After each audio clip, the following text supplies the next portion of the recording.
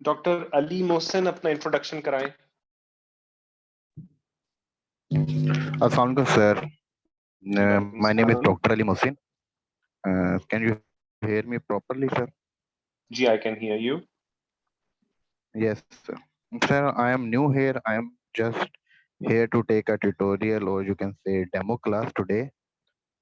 I visited the ठीक है. academy and the madam gave me the link for that Zoom class, and she told me to आप just join that. कहाँ के graduate हैं? Are you a medical doctor? Yes, sir. I am a medical doctor, graduated in 2015 from Kyrgyzstan. And nowadays I am performing my duties in government, and I got selected through PPSC. कहाँ पर posted हैं अभी आजकल? Sir, right now I am in Jalalpur.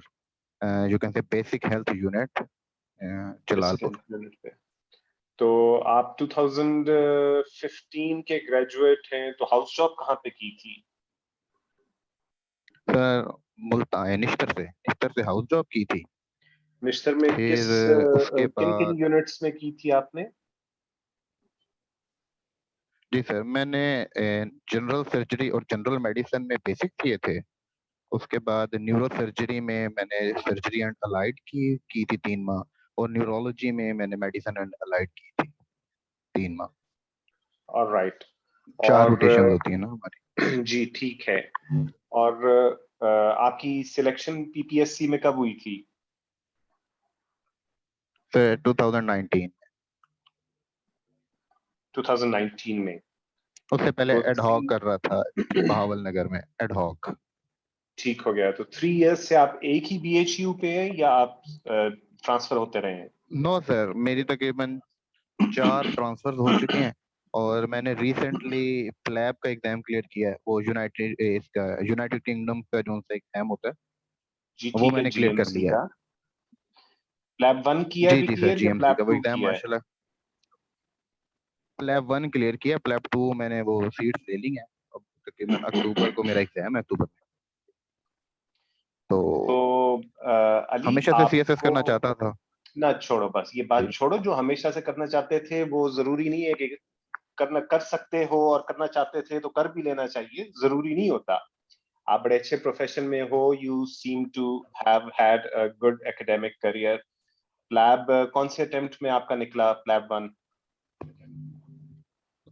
First attempt है. F वो मैंने दिया था, जो सा हमारा एफसीपीएस पार्ट 1 होता है, वो भी फर्स्ट अटेम्प्ट में था. फिर एक और हमारा एमएसएमडी होता है, वो भी फर्स्ट अटेम्प्ट में किया. उसके बाद फिर आपको प्लैब भी फर्स्ट अटेम्प्ट में किया. हाँ, तो ये प्लैब जो है वो एफसीपीएस से भी ऊपर मैं इसलिए रखूंगा कि इसका मतलब है कि आपकी बेसिक्स और आपकी अप्रोच बहुत अच्छी है, क्लिनिकल अप्रोच. तो अगर ये एग्जाम्स आप फर्स्ट अटेम्प्ट में निकाल सकते हो, you are a good professional. अब सिर्फ इस वजह से कि आर यू मैरिड?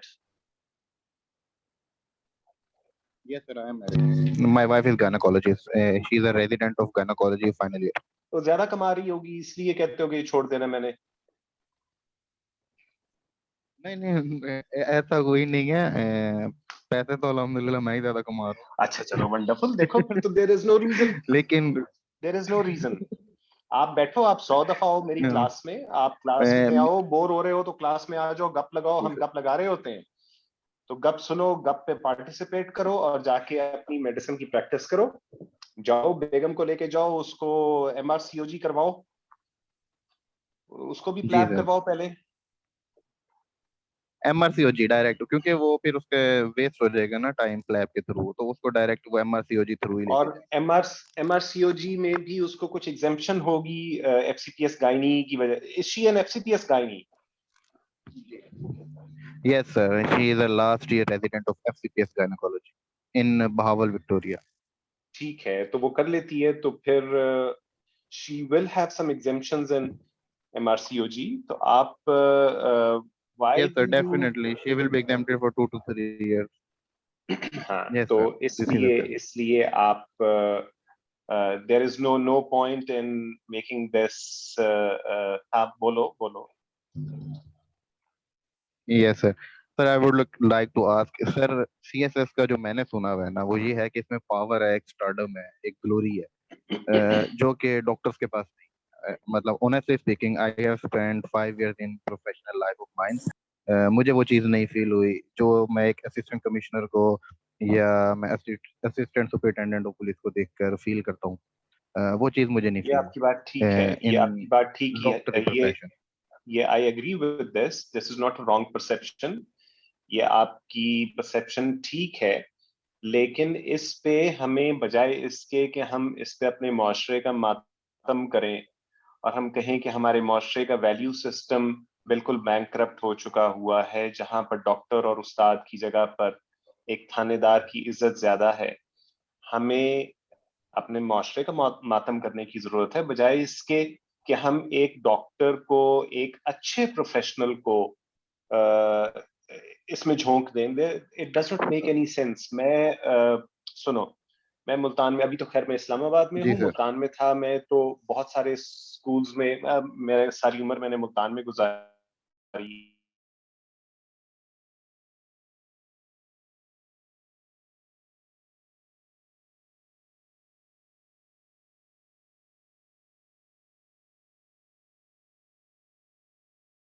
उसके बाद मुझे चीफ गेस्ट बुला लेती थी किसी फंक्शन पे, तो मैं उन्हें काफी समझाता रहा कि it does not look appropriate. बच्चों को इंस्पायर करना है तो पावर से मत करें, बच्चों को पावर से इंस्पायर नहीं होना चाहिए। एक सिविल सर्वेंट को, एक ब्यूरोक्रेट को आप इस तरह के फंक्शंस पर ऑनर जब करते हैं तो बेसिकली आप पावर को ऑनर कर रहे होते हैं। तो I requested them time and again not to do this. नहीं माने, फिर एक दफा मुझे वहां पर वो जो 2-3 मिनट का एड्रेस करना होता है बच्चों को सर्टिफिकेट्स और अवार्ड्स देने के बाद, उसमें भी मैंने उन्हें यही कहा कि मैंने कहा कि मैं I was requesting your principal not to invite me, and the reason was that I did not want the children to be impressed with power. what should what should be inspiring a child? सबसे पहले एक man of letters, एक scholar, एक scientist, एक even an artist, एक writer, एक मुसन्निफ, even a poet, a singer, कोई भी आर्टिस्ट हो, ये भी बेटर इंस्पिरेशंस हैं बच्चों के लिए than a person who symbolizes or signifies power. Unfortunate, जो बच्चे यहाँ पर आते हैं,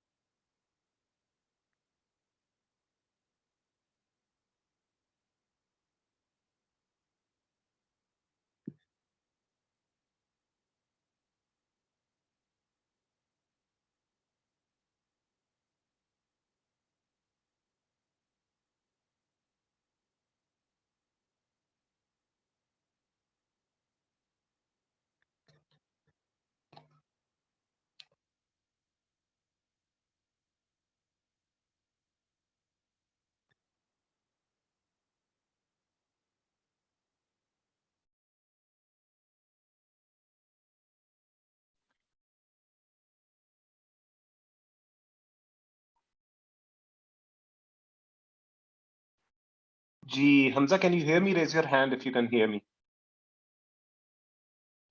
All right. तो चलो ये अभी पावर आउटेज है, थोड़ी देर में आ जाती है. तो मैंने वहां पर भी उन्हें कहा कि we should not be inspiring children by notions of power. बहुत सारे और sources of inspiration हैं. This is unfortunate that बाकी जो बच्चे यहाँ पर आते हो, why am I involved in this activity? और मैं यहाँ पर कोचिंग क्यों कर रहा हूँ? If I am that much against it, I'm not against the institution of bureaucracy. It offers a good, steady career path. It offers some prestige in society, and it offers an opportunity to be of help to your family, your relatives, your friends, and the society at large, if we would like that. तो ये सारी चीजें हैं, लेकिन जो doctors हैं, I think you know that I too did my MBBS from Nishtar, और उसके बाद मैंने switch over किया था. मैं 96 का निश्तर का ग्रेजुएट हूँ. तो I switched over, but I wasn't there to advise myself, to guide myself. Couldn't have done it. It was a wrong decision. Or why was it a wrong decision? For two reasons. It was a wrong decision for two reasons. Number one, आपका पे structure बहुत ज्यादा humble होता है, बहुत ज्यादा humble पे structure है. मैं 15 साल की सर्विस गुजारने के बाद, आफ्टर 15 years of service, मेरी take home salary 1 lakh cross की थी. 1 लाख रुपया 15 साल की सर्विस के बाद मैंने टेक होम क्रॉस किया था. सो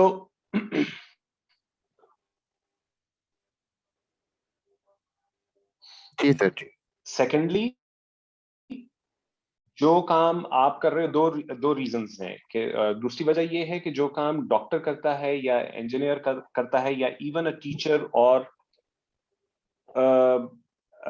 वकील और राइटर, कोई भी profession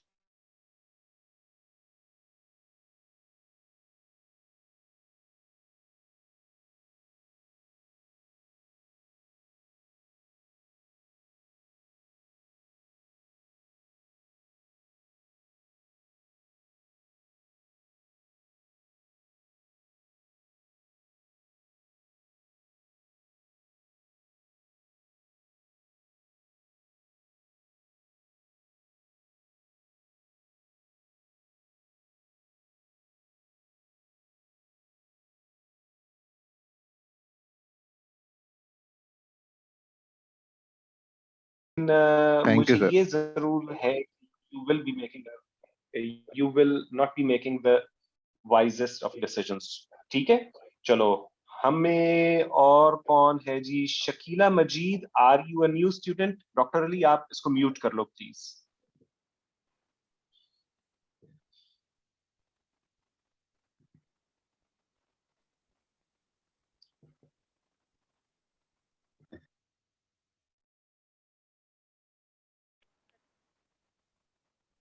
Shakila Majid, we can't hear you. अस्सलामुअलैकुम सर. वालेकुम सलाम. आपकी क्या क्वालिफिकेशन है और कहाँ से की है, किस ईयर में की है? Master in chemistry, Sargodha university से 2020. 2020 में. चलो ठीक है, शाबाश. आप अपना कैमरा क्यों नहीं ऑन करती हो? Shakila, why don't you switch your camera on?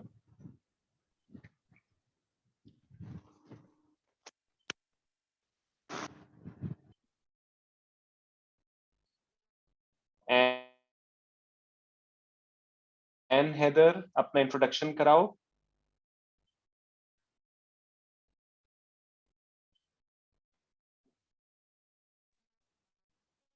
Assalamualaikum, my name is Anne Heather and I did MBA. You did what? MBA. कहाँ से किया बेटा? Did you?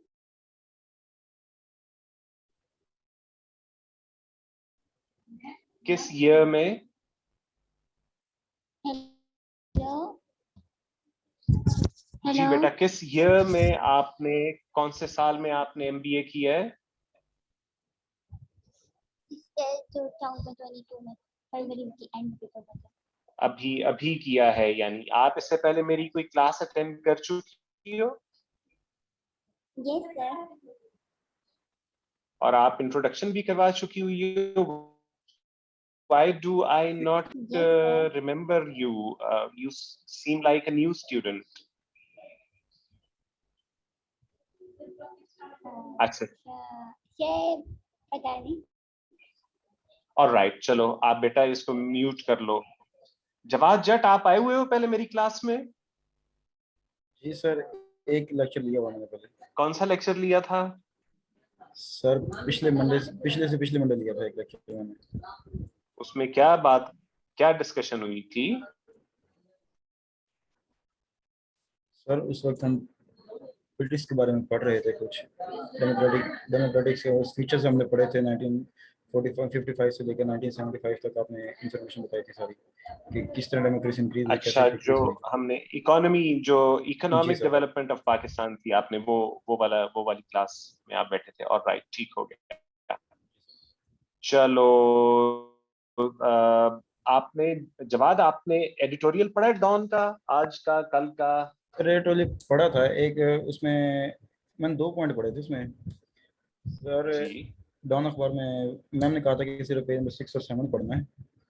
तो उसमें सर एक तो था कि इमरान खान साहब और नवाज शरीफ के, ये commander in chief, army chief के बारे में लिखा हुआ था सारा कि ये दोनों किस तरह से हैं, कि उन्होंने इन दोनों के नारे के बारे में लिखा हुआ था, दोनों जो नारे लगाए थे इनके मोटो के बारे में लिखा हुआ था।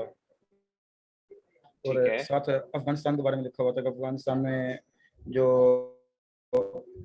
है तालिबान की हुकूमत है वो किस तरह से है, वो क्या कर रहे हैं, किस तरह उन्होंने सरेंडर वगैरह किया हुआ, ये हर चीज़। ये 2 टॉपिक पढ़े थे मैंने आज। जो इमरान खान और नवाज शरीफ के बारे में क्या बात लिखी हुई थी उस एडिटोरियल में? सर उनके 2 मोटो लिखे हुए थे। नवाज शरीफ का था मेरे ख्याल में, वोट को इज्जत दो, और इमरान खान का सर मुझे याद नहीं इस वक्त, सुबह पढ़ा था, अभी सब ज़हन में नहीं है। इम्पोर्टेड हुकूमत ना मंजूर होगा? नहीं सर, उसमें कुछ और था सर, मैं ले आऊँ न्यूज़पेपर उठा लूँ। न्यूज़पेपर तो साथ होना चाहिए, CSS की तैयारी वालों के हमेशा साथ होना चाहिए। बेस्ट फ्रेंड होता है डॉन न्यूज़पेपर और उसका एडिटोरियल पेज। जी सर, वो साथ होता, मैं सुबह से मेरे साथ ही था अभी।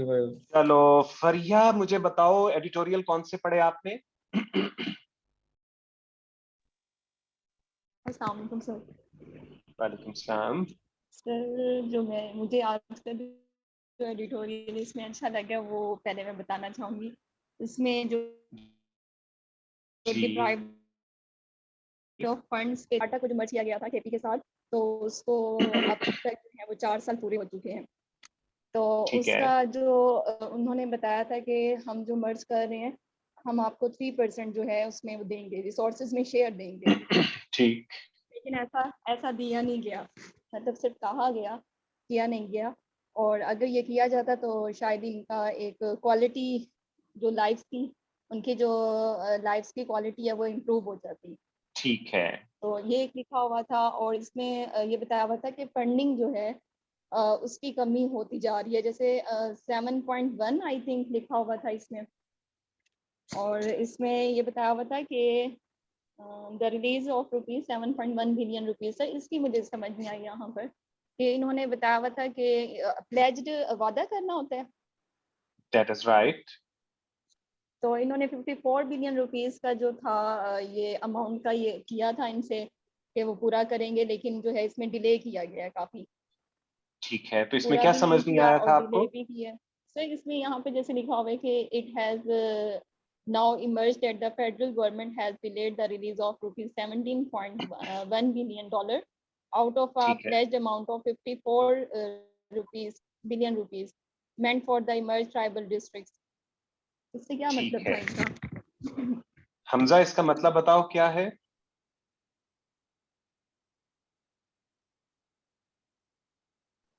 میں نے سنا نہیں کیا لفظ.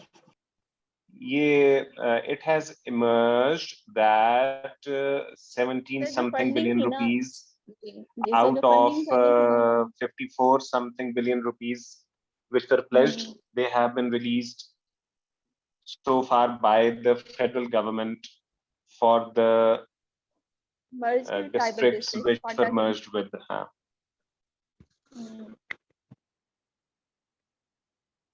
فنڈز ریلیز کیے گئے ہیں فیڈرل گورنمنٹ کی طرف سے جو کہ فاٹا وہ جو مرجڈ ہوئے ہیں ڈسٹرکٹس ان کے لیے کم فنڈز ریلیز کیے گئے نا. پروونشل گورنمنٹ کے 54 بلین تھے تو 17 بلین ایسے ہی لکھا ہوا ہے فریا. 17 out of 54.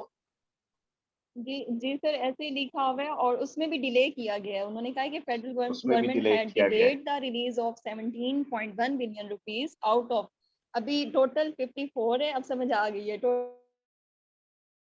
بلین کا جو ریلیز کرنا تھا اس میں بھی ڈیلے کیا گیا. ٹھیک ہے بیٹا، آپ کو یہ سمجھ آ گئی ہے، لیکن اب آپ نے کیا چیز سمجھنی ہے کہ what is the national finance commission. اس کے بارے میں پڑھنا ہے سب بچوں نے. مجھے نیکسٹ ٹائم بتانا ہے کہ what is national finance commission. National finance commission کیا ہوتا ہے، اور اس میں سے پروونشل شیئر جو پروونسز کی طرف آتا ہے اس کا فارمولا کیا ہے. یہ مجھے آپ لوگ نیکسٹ ٹائم بتاؤ گے کہ کس فارمولے کے تحت پروونسز کو، ڈفرنٹ پروونسز کو ان کا شیئر ملتا ہے نیشنل فائنانس کمیشن سے. اور اس کو NFC ایوارڈ کہتے ہیں، national finance commission award. NFC award جو 7th NFC ایوارڈ تھا، آپ لوگ مجھے اس کے بارے میں بتاؤ گے کہ 7th NFC ایوارڈ کس وجہ سے سگنیفیکنٹ تھا، کس وجہ سے. What did our political class achieve, کون سی خاص اچیومنٹ تھی 7th NFC ایوارڈ کے وقت. ہماری پولیٹیکل کلاس کی کون سی خاص اچیومنٹ تھی. تو یہ آپ کے پاس فگرز ہونی چاہیے کہ چاروں صوبوں کو ایک تو پہلے فارمولا پتا ہونا چاہیے کس بیسس پہ چاروں صوبوں کو جو شیئر ملتا ہے اس کا فارمولا کیا ہے، وہ کس حد تک پاپولیشن پہ ڈیپینڈ کرتا ہے اور کس حد تک سٹیج آف ڈیولپمنٹ پہ ڈیپینڈ کرتا ہے. تو کہاں کس لیول کی ڈیولپمنٹ کی بیسس پر کیا شیئر ملتا ہے NFC ایوارڈ کا. تو یہ آپ لوگ مجھے نیکسٹ ٹائم بتاؤ گے. تو come prepared with NFC award the next time around. Ayesha, کیا ایڈیٹوریل آپ نے پڑھا؟ السلام علیکم سر. جی سر اس کے علاوہ ہمارے پاس 3 ایڈیٹوریل تھے، اور ایک ہمارے پاس ایڈیٹوریل تھا ایران ڈیل ریوائول، اور یہی ایڈیٹوریل جو اس سے ریلیٹڈ آیا تھا ہمارے پاس اسی منتھ 6 کے. ہمارے پاس مطلب اسی سے ریلیٹڈ تھا کہ نیوکلیئر ڈیل کی ایران اور P5+1 کے درمیان. اور P5+1 جو ہے نا، ان کو ہم لوگ E3+3 بھی کہتے ہیں، اور یہ UN سیکیورٹی کاؤنسل کے 5 پرماننٹ ممبرس ہیں، جس میں ہمارے پاس کینیڈا، روشیا اور جرمنی، UK، USA وغیرہ آ جاتے ہیں. اور ان کے درمیان میں نیوکلیئر ڈیل ہے. انہوں نے کچھ پابندیاں وغیرہ عائد کی ہوئی تھیں جس وجہ سے ایران جو ہے وہ اس ڈیل کے اتنا مطلب حق میں نہیں تھا. تو ایران کا کہنا ہے کہ ہم سے پہلے وہ پابندیاں وغیرہ ہٹائی جائیں. اور اس کے علاوہ نا ان کا کوئی گروپ ہے گارڈز کا، اس کو کہتے ہیں پیسٹرن. تو یہ گروپ ہے گارڈز کا. اور یہ اس بیٹا پاسداران ریولیوشنری گارڈز، ریولیوشنری گارڈز ہیں پاسداران، جو اردو کا ورڈ ہے اس میں انگلش میں لکھا رہنا ہے. ٹھیک ہے. ایران ہمارے پاس نا یہ گارڈز کا گروپ ہے، اور انہوں نے ان کو جو ہے وہ ٹیررسٹ کی لسٹ میں جو ہے وہ ایڈ کیا ہوا ہے نا. تو انہوں نے کہا ہے کہ ان کو ایک تو لسٹ سے جو ہے وہ مکمل طور پہ نکالا جائے، اور جو دوسری پابندیاں وغیرہ وہ ہٹائی جائیں، تو پھر جا کے وہ ڈیل جو ہے اس کا ریوائول وغیرہ کی بات کریں گے. اور اس سے انہوں نے یہ بھی بتایا ہوا ہے کہ اگر وہ ایسا کریں گے، پابندیاں وغیرہ ہٹائیں گے، تو ان کو خود اپنے ملک میں اپنے جو اسمبلی ہے اس میں بہت زیادہ مطلب باتوں وغیرہ کا سامنا کرنا پڑے گا. تو بس اس میں یہی بتایا ہے. ठीक और हो इसके गया, अलावा चलो हमारे पास शाबाश। इलेक्टोरल रिफॉर्म बताओ इलेक्टोरल रिफॉर्म्स का बताओ। जी इलेक्टोरल रिफॉर्म्स का एडिटोरियल है और ये वाला मैंने इतने अच्छे तरीके से पढ़ा नहीं है, डिप्राइव फंड्स चलो और बस फिर अभी रहने दें, ये यू डिड वेल, शाबाश। अच्छा जी, हमने जब एक दफा गप लगाई थी, आई डोंट नो अब आप में से कितने बच्चे थे, क्लास की स्ट्रेंथ तभी वापस आएगी अभी जब 18th 19th तक ये खत्म हो जाता है, पेपर्स खत्म हो जाते हैं, तो फिर क्लास की कोई स्ट्रेंथ रिवाइव होगी। एक क्लास में हमने डिस्कशन हमजा को भी याद होगी और शायद कि हमने ये डिस्कस किया था कि पाकिस्तान में separation of powers between state institutions, जो स्टेट इंस्टीट्यूशंस हैं, 3 institutions of the state, judiciary, legislature and executive, इनके दरमियान सेपरेशन ऑफ पावर्स होती है। हर इंस्टीट्यूशन को अपने डोमेन में, जो उसका कॉन्स्टिट्यूशनल डोमेन है, उसके अंदर रह के काम करने की जरूरत होती है। और ये हमारी जो डिस्कशन हुई थी, please raise your hands, electronic hands raise करो जो बच्चे इस क्लास में मौजूद थे, मुझे थोड़ा सा आइडिया हो जाए कि मुझे कितनी डेप्थ में जाना है इसमें और कितनी में नहीं।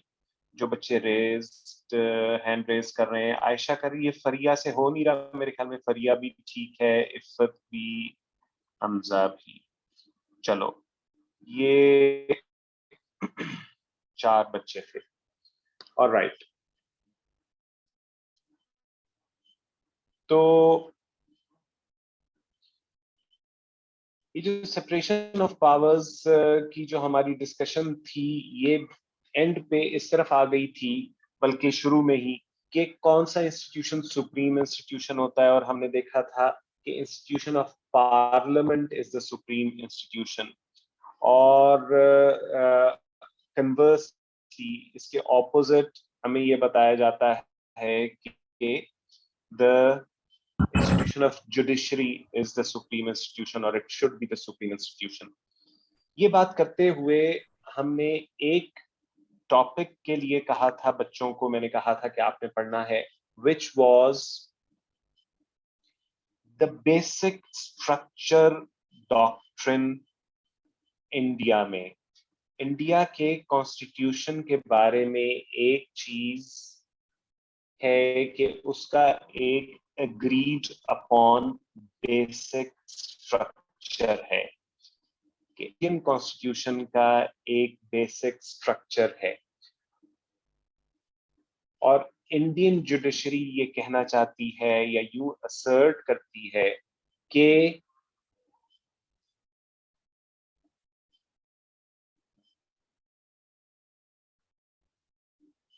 पार्लियामेंट यानी लेजिस्लेचर कोई भी कानून ऐसा नहीं बना सकती, कोई भी अमेंडमेंट टू द कॉन्स्टिट्यूशन ऐसी नहीं कर सकती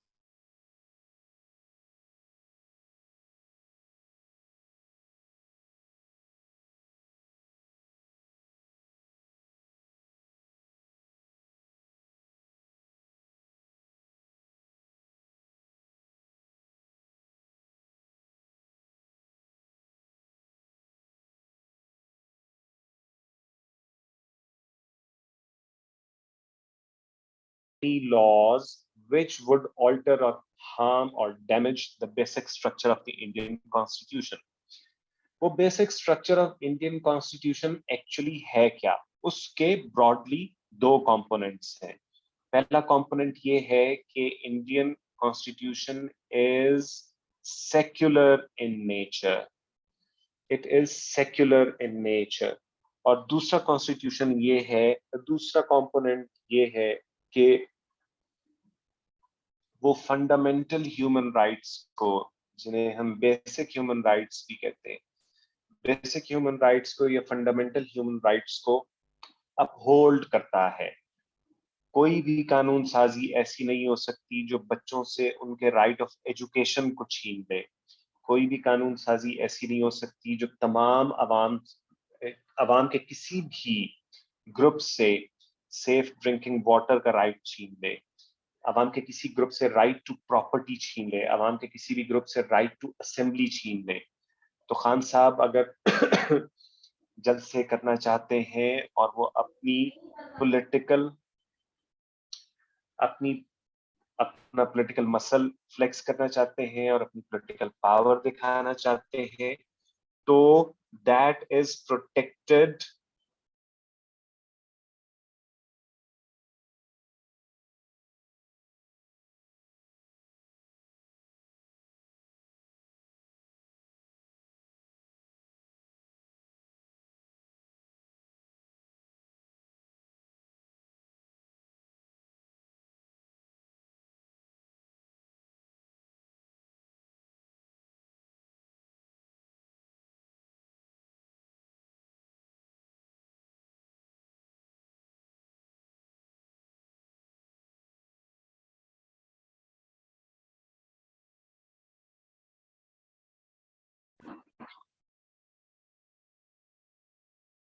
جی doctor Ali am I audible? ہاتھ کھڑا کر دو اگر آواز آ رہی ہے تو.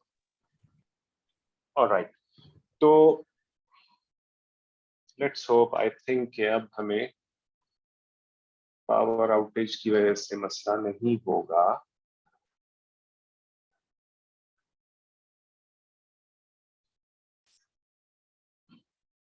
تو جو فنڈامنٹل ہیومن رائٹس ہیں وہ انوائلٹ، دو کمپوننٹس ہیں انڈین کانسٹیٹیوشن کے. نمبر 1 اس کا سیکولر نیچر اور نمبر 2 فنڈامنٹل ہیومن رائٹس. کوئی بھی قانون سازی جو ان میں سے کسی کو آلٹر کرے، ہارم کرے، چینج کرے، اس کو انڈین جوڈیشری روکنا چاہے گی. This is the basic structure doctrine. It's more complex. میں نے بہت سمپلسٹ ورڈز میں بتائی ہے لیکن it's more complex than that.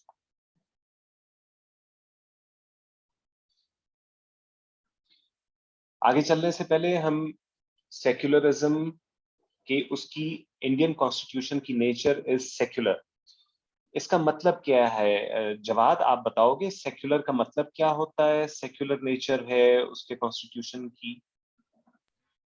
Sir secular جہاں تک میں نے پڑھا ہے، سیکولر کا مطلب ہے جس ملک کا یا جس بھی کنٹری کا سیکولر کنٹری اس کو نام دیا جاتا ہے جس کا کوئی سرکاری مذہب نہ ہو، اس کو سیکولر کنٹری کا نام دیا جاتا ہے. جیسے کہ سر اس وقت ہمارا بھارت ہے، وہاں پہ اس ملک کو کوئی بھی سرکاری مذہب نہیں ہے. سر اس کی مین وجہ یہ ہوتی ہے کہ اگر اس ملک میں بہت سے مذاہب سے تعلق رکھنے والی قومیں رہتی ہیں تو اگر ایک ہی مذہب کو سرکاری مذہب کا نام دے دیا جائے تو دوسرے بھڑک اٹھتے ہیں، جس کی وجہ سے اسی لیے انہوں نے بھارت دوسرے والوں نے. بھڑک نہیں اٹھتے بیچارے، دوسروں کا استحصال ہوتا ہے.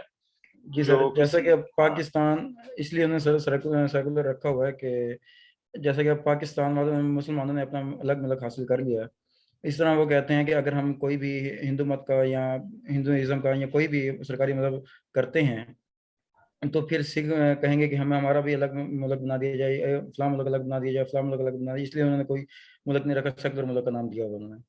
ٹھیک ہو گیا.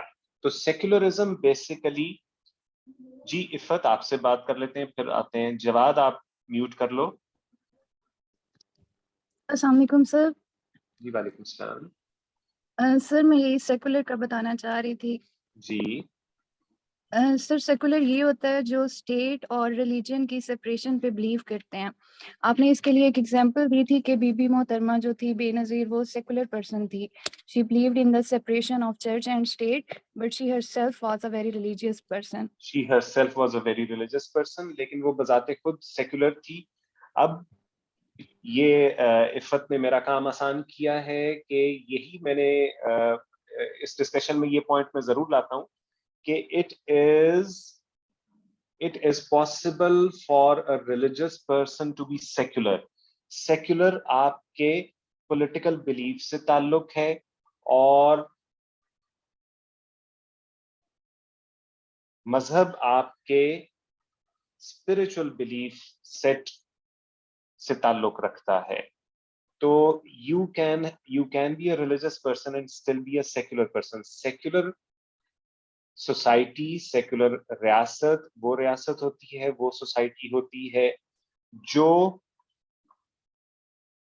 ریاست کے معاملات میں मजहब का अमल दखल और मजहब के मामलात में रियासत का अमल दखल ना होने दे और उसे पसंद ना करे। तो इंडियन कॉन्स्टिट्यूशन जो हमें बिल्कुल ठीक बताया जवाब ने कि इंडिया क्योंकि इतनी ज्यादा रेशियल, एथनिक, लिंग्विस्टिक डाइवर्सिटी है इंडिया में कि वहां पर अगर रियासत अपना कोई मजहब अनाउंस कर देती तो ये पॉसिबल ही नहीं रह जाता कि वहां बाकी तमाम मजाहिब में रेस्टलेस ना होती। उन मजाहिब में रेस्टलेसनेस होनी थी और उनका इस्तेसाल भी लाजमन होना था। अभी भी सिर्फ एक ऐसी पार्टी जो हिंदू मत की ग्रेटनेस का नारा लगाती है, भारतीय जनता पार्टी जो अभी पावर में है, वो सिर्फ हिंदू की ग्रेटनेस का नारा लगाने की वजह से वो जो इंडिया का सेक्युलर ट्रेडिशन है, इंडिया के कॉन्स्टिट्यूशन की सेक्युलर नेचर है, वो उसके खिलाफ just by invoking the religious sentiment, just by inciting the religious excitement, वो इंडिया के सेक्युलर कॉन्स्टिट्यूशनल नेचर के खिलाफ है वो वाली पार्ट।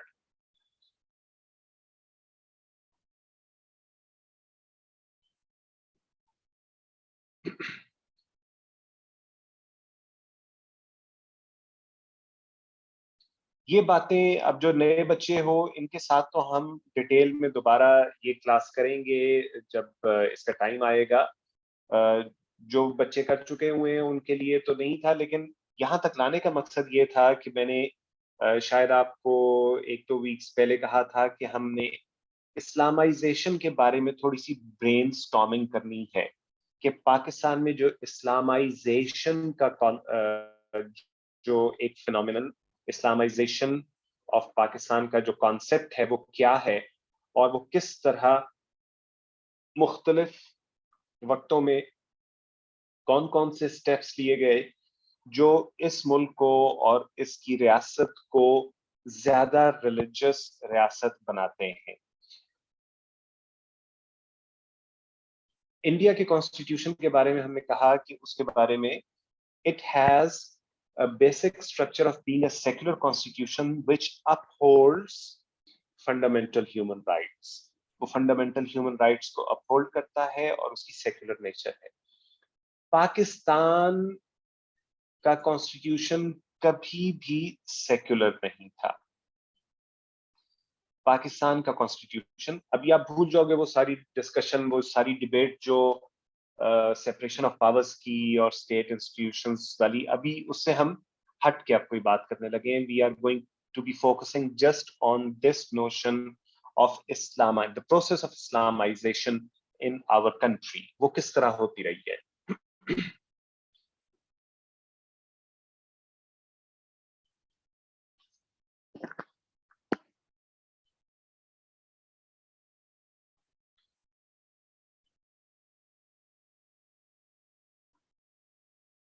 कहा जाता है कि पाकिस्तान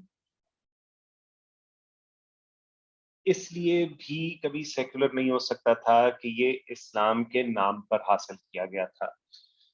जो बच्चे मेरे साथ कुछ क्लासेस में रहे हैं उनको पता होगा कि मेरे ख्याल में ये नोशन ठीक नहीं है कि पाकिस्तान इस्लाम के नाम पर हासिल किया गया था। ये इंटरप्रिटेशन ऑफ हिस्ट्री मेरे हिसाब से जस्टिफाइड नहीं है। पाकिस्तान एक रिलीजियस माइनॉरिटी के हकूक के तहफ़्फ़ुज़ के लिए जरूर हासिल किया गया और वो रिलीजियस माइनॉरिटी मुसलमानों की माइनॉरिटी थी। लेकिन इस एक फाइन पॉइंट को आप लोगों ने इस पे गौर भी करना है, इसके बारे में पढ़ना भी है कि ये मुल्क इस्लाम के नाम पर हासिल नहीं किया गया था, ये मुसलमानों के हकूक के तहफ़्फ़ुज़ के लिए हासिल किया गया था। इस तरह देखने से बहुत सारी गिरहें हमारे ज़हनों की खुल सकती हैं जिन्होंने हमें जकड़ा हुआ है और हम हिस्ट्री को ऑब्जेक्टिवली نہیں دیکھ سکتے. یہ دونوں ایک چیز نہیں ہے کہ اسلام کے نام پر ملک حاصل ہونا یا مسلمانوں کے حقوق کے تحفظ کے لیے ملک حاصل ہونا. یہ مسلمانوں کے حقوق کے تحفظ کے لیے آخری وقت تک جناح مسلمانوں کو کانسٹیٹیوشنل رائٹس دلوانے کی جدوجہد کر رہے تھے. وہ آخری وقت تک یہ چاہتے تھے کہ مسلمانوں کو ان کے آئینی حقوق مل سکیں. آخری مومنٹ پر بھی، اور یہ بات بھی ہم کئی دفعہ کلاس میں کر چکے ہوئے ہیں، کہ ایز لیٹ ایز 1946 1946 میں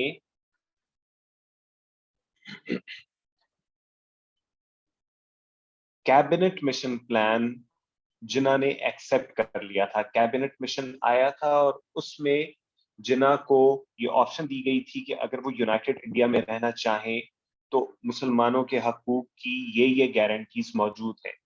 تو جناح نے وہ مان لیا تھا کیبنٹ مشن پلان. یعنی آخری وقت پر بھی جناح یونائٹڈ انڈیا میں رہنے کے لیے 1 year before partition جناح اس کے لیے تیار ہو چکے ہوئے تھے.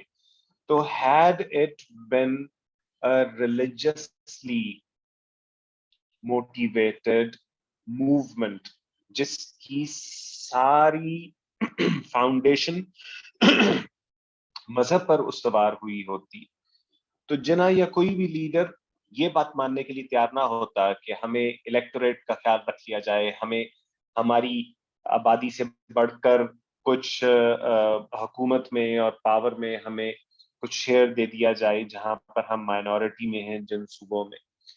اگر یہ مذہب کے نام پر ہوتا تو جناح ایسی چیزوں کے لیے تیار نہ ہوتے. یہ موومنٹ شروع سے مسلمانوں کے حقوق کے تحفظ کی موومنٹ تھی. یہ اسلام کے نام پر لڑی جانے والی جنگ نہیں تھی. لیکن جب پاکستان بن گیا تو اس کے بعد کی ہسٹری میں جتنے درباری ہسٹورینز نے پاکستان کی تاریخ لکھی اور جو ہماری اسٹیٹ کا ڈومیننٹ نیریٹو تھا وہ یہی رہا کہ پاکستان اسلام کے نام پر اور اسلام کی ایک تجربہ گاہ، ایک لیبارٹری کے طور پر وجود میں آیا تھا اور یہاں پر اسلامک ایکسپیریمنٹس کیے جائیں گے. چاہے پاکستان اسلام کے نام پر بنا یا وہ مسلمانوں کے حقوق کے لیے بنا، دونوں صورتوں میں دونوں ہی انٹرپریٹیشنز ہم دونوں میں سے کسی کو بھی صحیح مان لیں. میں دوسری کو صحیح مانتا ہوں کہ یہ مسلمانوں کے حقوق کے تحفظ کے لیے بنا تھا. اگر ہم دونوں میں سے کسی بھی صورت کو صحیح مان لیں، the fact remains کہ ایک ریلیجس سینٹیمنٹ ضرور موجود تھا اس ملک کے وجود میں آنے کے پیچھے. فاؤنڈیشن میں ایک ریلیجس ایلیمنٹ ضرور موجود تھا. جواد، آپ کوئی کوشچن پوچھنا چاہ رہے تھے؟ سر اصل میں میں 3-4 باتیں ڈسکس کرنا چاہ رہا تھا اس ٹاپک کے ریلیٹڈ تھیں. سر اکثر ہم نے جہاں پر اسکولز میں یا کالجز میں بکس پڑھی ہیں ان میں ہمیں یہی بتایا گیا ہے کہ اسلام کے مطابق ہم نے اسلام حاصل کرنے کے لیے ہم نے اسلام کے نام پر ملک پاکستان حاصل کیا. مدینہ کے بعد یہ دوسرا ملک ہے جو اسلام کے طور پر ہم نے حاصل کیا.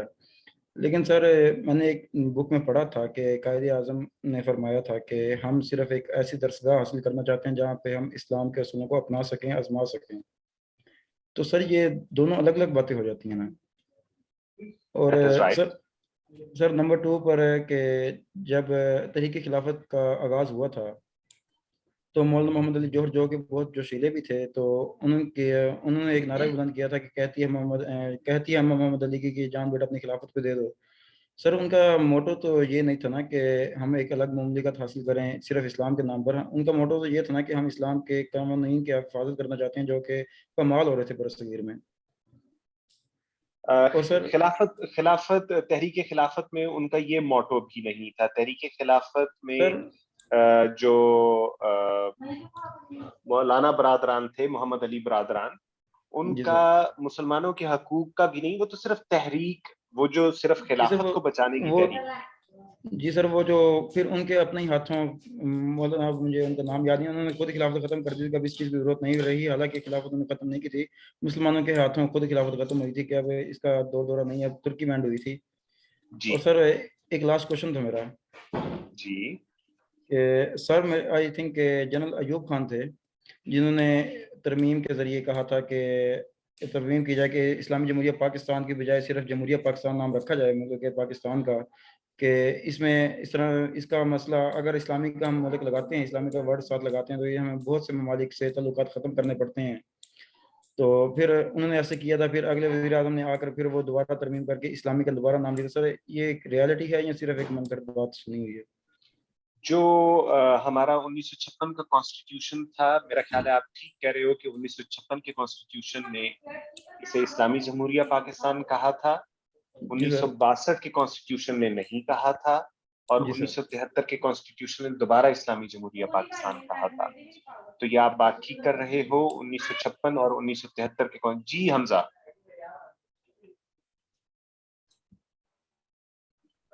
62 میں نہیں تھا, لیکن اس میں امینڈمنٹ ہو گئی تھی اور پھر انہوں نے ڈال دیا تھا under pressure from the clerics. ہاں میں اس میں 62 میں ایک اور کام بھی کیا تھا انہوں نے, under pressure from the clerics, میں نے آج اس کا بھی ذکر کرنا تھا. شاباش, good, thank you for pointing out Hamza. تو 62 کا جو اوریجنل کانسٹیٹیوشن تھا اس میں اٹ وازنٹ وہ Pakistan wasn't name the Islamic republic. تو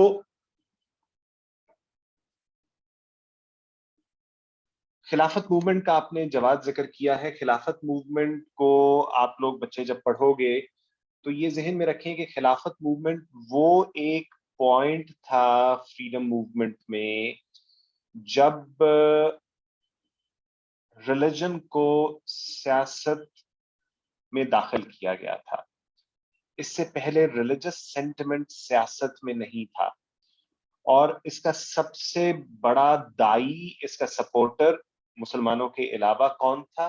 گاندھی تھا. Gandhi was a supporter of the خلافت موومنٹ. اور مسلمانوں میں اس کا سب سے بڑا اوپوننٹ کون تھا؟ اٹ واز جناح. جناح خود اس کے سب سے بڑے اوپوننٹ تھے, اور وہ کہہ رہے تھے, جواد آپ میوٹ کر لو پلیز. اور وہ کہہ رہے تھے, جناح گاندھی کو سمجھا رہے تھے کہ ان لوگوں کو سپورٹ مت کرو, ان کو سپورٹ کرنے کی وجہ سے ریلیجس سیکٹیرین اسٹرائف اس ملک میں آ جائے گا اور بلڈ شیڈ ہوگا جس کو قابو کرنا ہمارے لیے پاسبل نہیں ہوگا. جناح کی جو فار سائٹڈنس کا جن 2-3 جگہوں پر مجھے جناح کی for sightedness and that he was a great man with a lot of insight, یہ جو خلافت موومنٹ ہے, this was one of the points in the history جہاں پر مجھے جناح بہت قداور نظر آتے ہیں اور اپنے کنٹمپریریز سے کہیں دور دیکھنے کی صلاحیت رکھتے ہوئے نظر آ رہے تھے. تو بات ہم یہ کر رہے تھے کہ irrespective of the fact کہ whether Pakistan was created in the name of Islam or it was created for the protection of the rights of the Muslim minority of India, the fact remains that there was an element of religious sentiment behind the creation of this country. اور اسرائیل کے علاوہ یہ اسرائیل اور پاکستان دنیا کے 2 ممالک ہیں جو ریلیجس سینٹیمنٹ کے اوپر جن کی کریشن ہوئی ہے. تو it would always have been difficult کہ اس ملک کو سیکولر ملک بنایا جا سکتا, یہ ہمیشہ ہی مشکل ہونا تھا. لیکن شروع میں ہی کچھ پاکستان کو ایڈمنسٹریٹو مشینری نہیں ملی. پاکستان کی بیوروکریسی, پاکستان کی ایون پولیٹیکل کلاس, وہ ان کے پاس ایکسپیرئنس نہیں تھا to run the affairs of such a big state.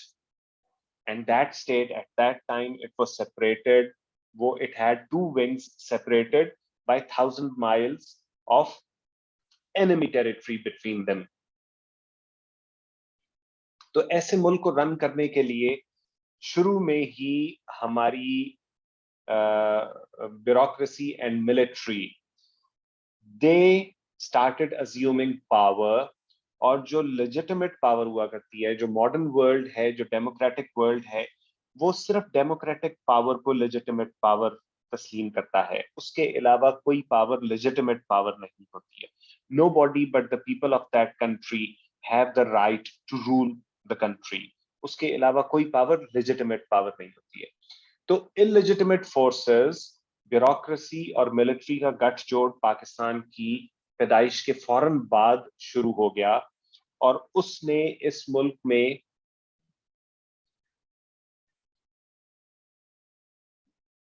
نہ صرف اقتدار اپنے ہاتھ میں رکھا، بلکہ اس کا اسٹیٹ نیریٹو، اس کی ہسٹری جس طرح وہ دکھانا چاہتے تھے اس طرح دکھائی گئی. تو آج جب یہ پریشان ہوتے ہیں کہ ہمیں تو جو چیزیں پڑھائی جاتی رہیں ان چیزوں کا تو حقیقت سے تعلق ہی نہیں تھا. آپ اس کے لیے کے عزیز کی کتاب پڑھیں گے، the murder of history, the murder of history by K عزیز.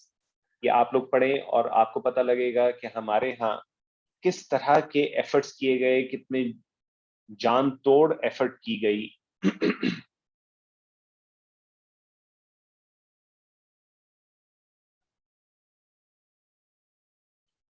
کہ ایک خاص نیریٹو آف ہسٹری کو پروموٹ کیا جا سکے.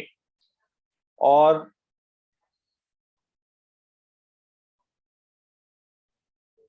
سر رائٹر کا نام بتا دیں گے؟ کے عزیز. کے عزیز پاکستان کے سب سے مشہور، سب سے بڑے اور سب سے ریسپیکٹڈ ہسٹورین ہیں. کے عزیز، ان کی کتاب ہے مرڈر آف ہسٹری. اور ویسے آپ آن لائن دیکھو گے تو میرا خیال ہے کہ یہ کہیں نہ کہیں آپ کو اس کا PDF بھی مل جائے گا، تو اس کے لیے آپ کو کہیں ادھر ادھر جانے کی ضرورت بھی نہیں پڑے گی. میرا خیال ہے کہ کے عزیز کی مرڈر آف ہسٹری کا PDF آپ کو آن لائن مل جائے گا. ٹھیک ہے سر، تھینک یو. تو کس طرح ہم نے جان توڑ کوشش کی ایک خاص نیریٹو کو ملک میں پروان چڑھانے کی. اس کی ضرورت کیوں پیش آئی تھی؟ اس کی ضرورت اس لیے پیش آئی تھی کہ جو illegitimate پاورز ہوتی ہیں، یہ پوائنٹ غور سے سنیں،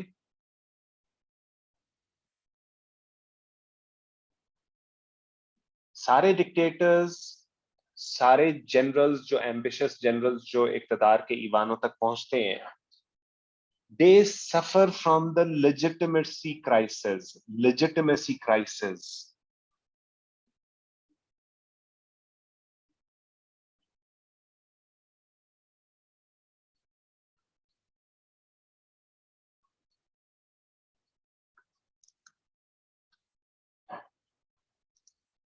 Legitimacy crisis مطلب کیا ہے کہ ان کو یہ پتا ہوتا ہے کہ ان کے ذہن میں ہوتا ہے کہ لوگ اندر سے یہ جانتے ہیں کہ ہم نے حلال کے طریقے سے پاور پر قبضہ نہیں کیا ہوا، illegitimate طریقے سے، حرام کے طریقے سے ہم پاور پر قابض ہوئے ہیں. یہ سارے ڈکٹیٹرز کا، سارے ضیاؤں کا اور سارے مشرفوں کا اور سارے ایوبوں کا یہ کرائسس ہوا کرتا ہے. they all suffer from the legitimacy crisis.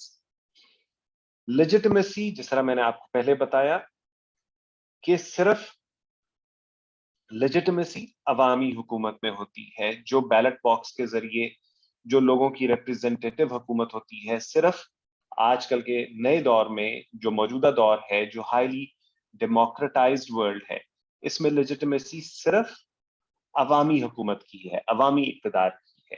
باقی سارے forms are considered illegitimate forms of rule and government. تو جو ڈکٹیٹرز ہوتے ہیں، جو ان کا legitimacy crisis ہوتا ہے، وہ ان سے مختلف کام کرواتا ہے جن کا مقصد صرف legitimacy win کرنا ہوتا ہے. لوگوں کی نظر میں ہم حلالی نظر آئیں، بس मकसद क्या है, लोगों की नजर में हलाली हो जाए, और उसके लिए मुशर्रफ हो या ज़िया हो, वो रेफरेंडम करवाते हैं। रेफरेंडम क्या है कि 97% वोट ज़िया साहब ने इलेक्शन जीत लिया रेफरेंडम में, 97% उन्हें और 99% से भी ऊपर मुशर्रफ को वोट पड़ गए। ये वो हमें बताते थे कि that is how popular they वर।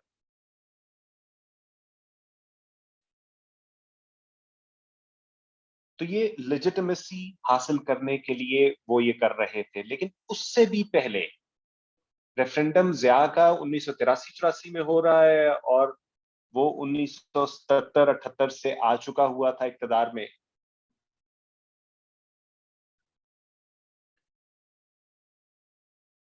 मुशर्रफ का रेफरेंडम 2002-3 में है मेरे ख्याल में, देख लेना हमजा, ये बताना मुझे। मुशर्रफ का रेफरेंडम, और वो 99 में आ चुका, तो 3-4 साल पहले वो आ चुके थे। तो उसके बाद वो रेफरेंडम 2001-2 में उसका रेफरेंडम हुआ था मुशर्रफ का।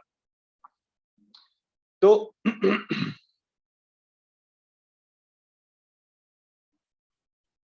these referendums were an attempt to win legitimacy in the eyes of the population. लेकिन इससे भी पहले उन्होंने और काम किए थे। इससे भी पहले मुशर्रफ ने भी और ज़िया ने भी और काम किए थे। और ज़िया ने आते ही 1980 में ही एक कोर्ट बनाई थी जिसका नाम था फेडरल शरीयत कोर्ट, FSC, फेडरल शरीयत कोर्ट। शरीयत कोर्ट के जिम्मे ये काम था कि उसने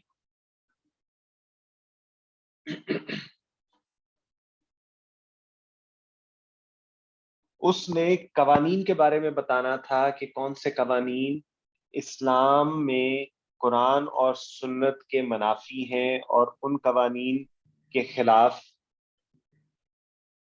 उसने अपनी ऑब्जर्वेशन देनी थी। और उसने एक वॉच डॉग रहना था। हमजा म्यूट कर लो।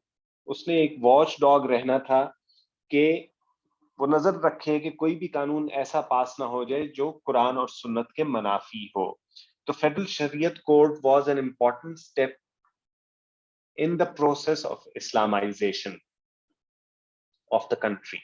लेकिन अभी हम यहां तक नहीं आ रहे। अभी तो सिर्फ डाइग्रेस मैंने इसलिए किया कि आपको बताना था कि ये जो डिक्टेटर्स होते हैं या जो भी कुव्वतें अवाम की ताइद से हुकूमत में नहीं आती, वो अवाम की नजर में हलाली बनने के लिए जो काम करती हैं, उसमें रेफरेंडम जैसे ढकोसले होते हैं, ड्रामे होते हैं, और उसके साथ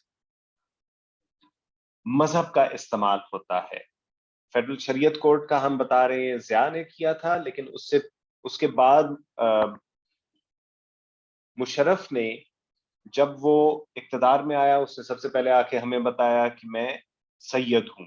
उसने अपने आप को सैयद अनाउंस किया और हमें मानना पड़ा, क्योंकि वो प्रेसिडेंट ऑफ द कंट्री था, वो सैयद था। और उसके बाद उसने एक रिलीजियस पार्टीज का, मुत्तहिदा मजलिस अमल के नाम से एक रिलीजियस पार्टीज का इलेक्टोरल। नसरीन म्यूट करो।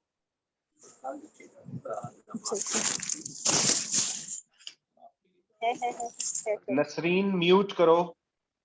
अच्छा अच्छा अच्छा अच्छा कर रही हूँ अच्छा अच्छा मत करो, म्यूट करो।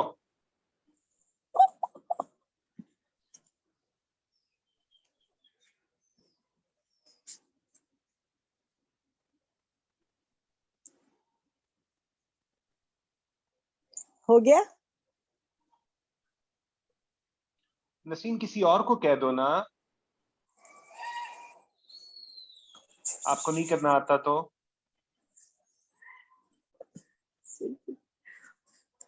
आज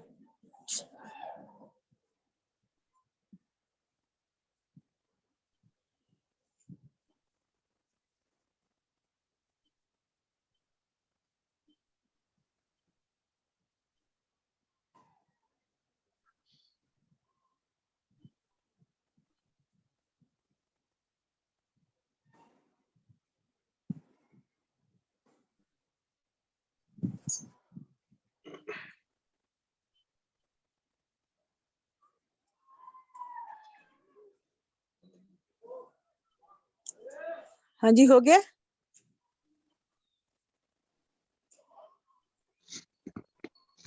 म्यूट नहीं हुआ अभी भी।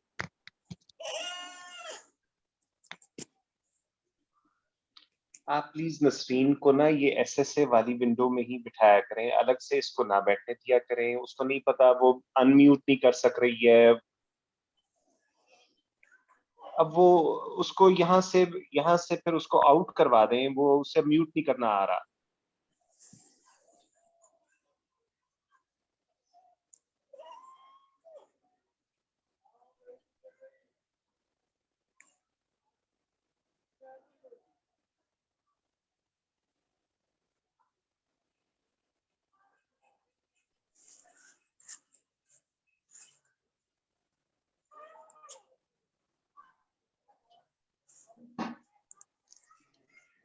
नसरीन, आपने आइंदा से एसएसए वाले उसमें एकेडमी वाले में ही बैठ के करना है, आइंदा से आपने खुद नहीं करना। चले आप।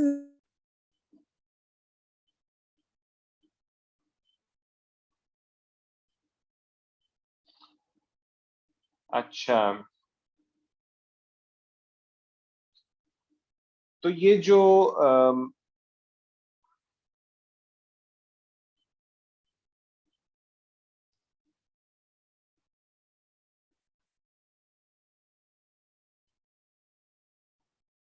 एमएमए मुत्तहिदा मजलिस अमल नाम की एक रिलीजियस पार्टीज का गठजोड़ मुशर्रफ ने क्रिएट किया, और उसका भी मकसद था कि इन्हें अगर मैं इक़्तिदार में ले आऊंगा तो ये एक लेजिटिमेसी अवाम की नजर में होगी कि रिलीजियस पार्टीज अल्लाह का नाम लेने वाले, रसूल का नाम लेने वाले ये आए हुए हैं, तो मेरे इक़्तिदार को लेजिटिमेट तवालत मिलेगी। My rule would be prolonged legitimately.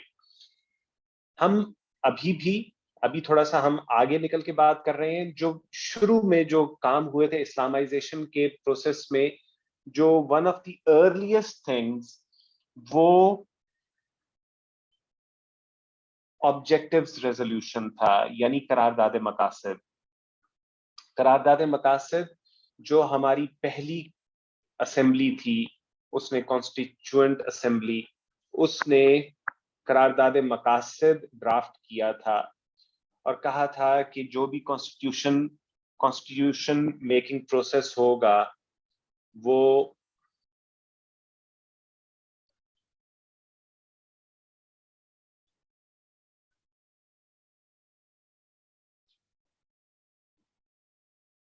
उसके लिए लीडिंग लाइट करारदाद मकासद ही होगी, ऑब्जेक्टिव्स रेजोल्यूशन ही होगी।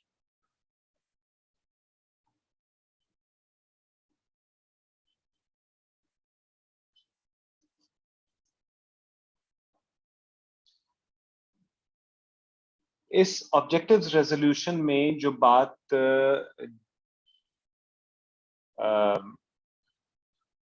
जनरल ज़िया के वक्त में ये ऑब्जेक्टिव्स रेजोल्यूशन, इससे पहले ये लीडिंग लाइट हुआ करता था, कॉन्स्टिट्यूशन मेकिंग के लिए लीडिंग लाइट होता था।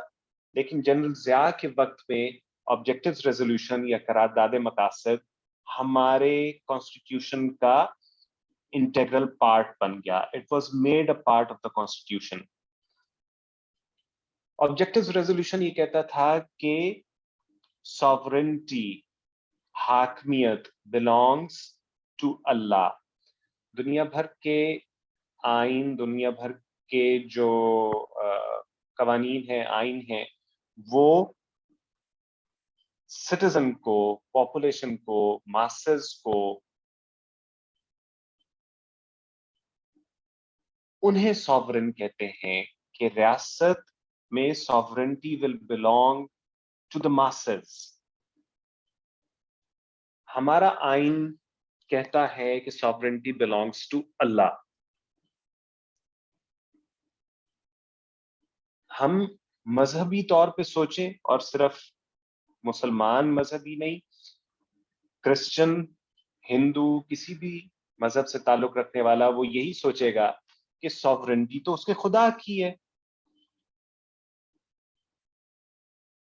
ओम की होगी, यसु मसीह की होगी, خدا کی ہوگی. سوورنٹی تو خدا کی ہے, کسی بھی مذہب سے تعلق رکھنے والا یہی سوچتا ہے کہ سوورنٹی خدا کی ہے. لیکن جو ہم نے ایک فائن ڈسٹنکشن شروع میں کرنا چاہی تھی کہ سیکولرزم وہ پولیٹیکل سسٹم سے اس کا تعلق ہے اور ہمارے ذاتی اسپرچول بلیف سیٹ سے اس کا تعلق نہیں ہوتا. جب ہم یہ کہتے ہیں کہ سوورنٹی بلانگس ٹو اللہ اور اس جملے کو کانسٹیٹیوشنز کے لیے لیڈنگ لائٹ بنا دیتے ہیں, تو ہم نے اب ریلیجن اور مذہب کو گڈمٹ کر دیا, ریلیجن اور ریاست کو گڈمٹ کر دیا. اب وہ جو سپریشن تھی وہ اسی جملے کی وجہ سے ختم ہو جاتی ہے. Secularism is dead before it was even born. جب ہم یہ بات کر دیتے ہیں کہ sovereignty belongs to Allah, کسی بھی constitution میں جب یہ بات کریں گے تو اب that constitution will be open to all types of interpretations. جو اللہ کو جس طرح سوچتا ہے, جس فرقے سے ہے, جس مذہب سے ہے, جس سیکٹ سے ہے, وہ اسی طرح اس کی سوورنٹی کو بھی سمجھے گا اور اسی طرح اس کا اطلاق ریاست اور معاشرت پہ کرنا چاہے گا. On society and politics and state اس کا اطلاق کرنا چاہے گا جس طرح وہ مذہب کو, جس طرح وہ خدا کو اور اس کی حاکمیت اور اس کی سوورنٹی کو سمجھتا ہے. تو اسلامائزیشن کا پروسیس بہت سارے لوگ جب ہمارے ہاں یہ ڈسکس کرتے ہیں تو کہتے ہیں کہ یہ صرف ڈکٹیٹرز کی وجہ سے ہوا, کہ ڈکٹیٹرز نے مذہب کا سہارا لیا تھا. ایسا نہیں ہے. ہماری جو پہلی کانسٹیچوئنٹ اسمبلی تھی وہاں سے آپ کو آبجیکٹیوز ریزولوشن مل رہا ہے 1949 میں. 1949 سے آبجیکٹیوز ریزولوشن ایک لیڈنگ لائٹ ہے ہماری کانسٹیٹیوشن میکنگ کے لیے, اور میرا خیال ہے 8ویں ترمیم کے ذریعے 8th amendment to the constitution کے ذریعے زیادہ دور میں وہ کانسٹیٹیوشن کا انٹیگرل پارٹ بھی بن گیا تھا.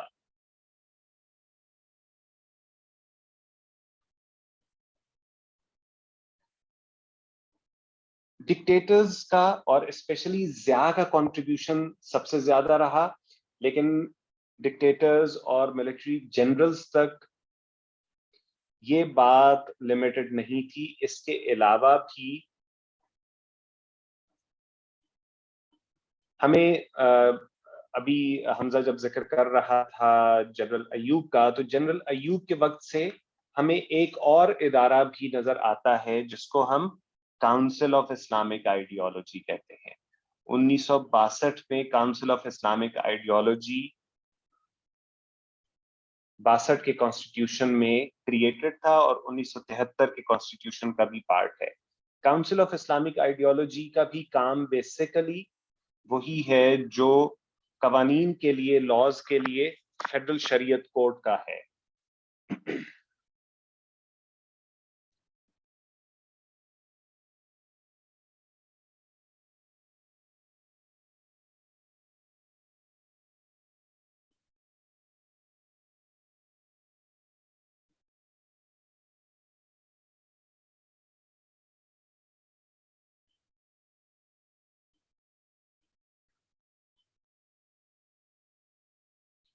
اب 1960s میں اگر کاؤنسل آف اسلامک آئیڈیالوجی بن رہی ہے اور ملا کے پریشر کی وجہ سے, جس طرح حمزہ نے بتایا کہ پاکستان کا نام وہ اسلامی پہلے نکال دیا گیا تھا 62 کے کانسٹیٹیوشن میں, دوبارہ ری انٹروڈیوس کیا گیا. اگر یہ سب کچھ تو یہ تو ضیاء سے بہت پہلے ہو رہا ہے, ضیاء سے 15-16 سال پہلے یہ کام ہو رہا ہے. اس کی وجہ وہی ہے جو ہم نے کہی تھی کہ ہماری تعمیر میں مضمر تھی ایک خرابی, کہ ہم نے شروع میں ہی just because there was an element of religious sentiment behind the creation of this country, so it would always have been a challenge to come to the notion of separation of church and state. It would always have been a challenge. लेकिन democracy ना आने की वजह से one after another dictator, military dictator, उनके rule की वजह से this challenge is now almost इनसरमाउंटेबल. अभी तकरीबन ये इतना बड़ा हो चुका है चैलेंज कि ये बिल्कुल इसको सरमाउंट ही नहीं किया जा सकता.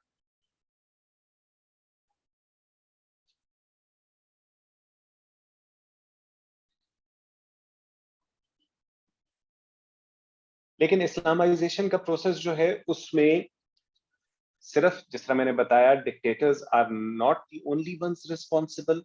इसके साथ साथ हमें the amendment to the constitution जो भुट्टो दौर में जिसकी वजह से अहमदियों को नॉन मुस्लिम्स करार दिया गया था, that amendment to the constitution was a major step in process of Islamization of this country. It was one of the major steps and it was taken by a democratic government. Yet again, हम इस बहस में नहीं जा रहे कि अहमदी हमारे ख्याल में मुसलमान हैं या नहीं हैं और वाजिबुल कत्ल हैं या नहीं हैं. हम इस बहस में नहीं जा रहे. हम ये बहस कर रहे हैं कि क्या रियासत को ये ज़ेब देता है कि वो अपनी औलादों में इस तरह तफरीक करे?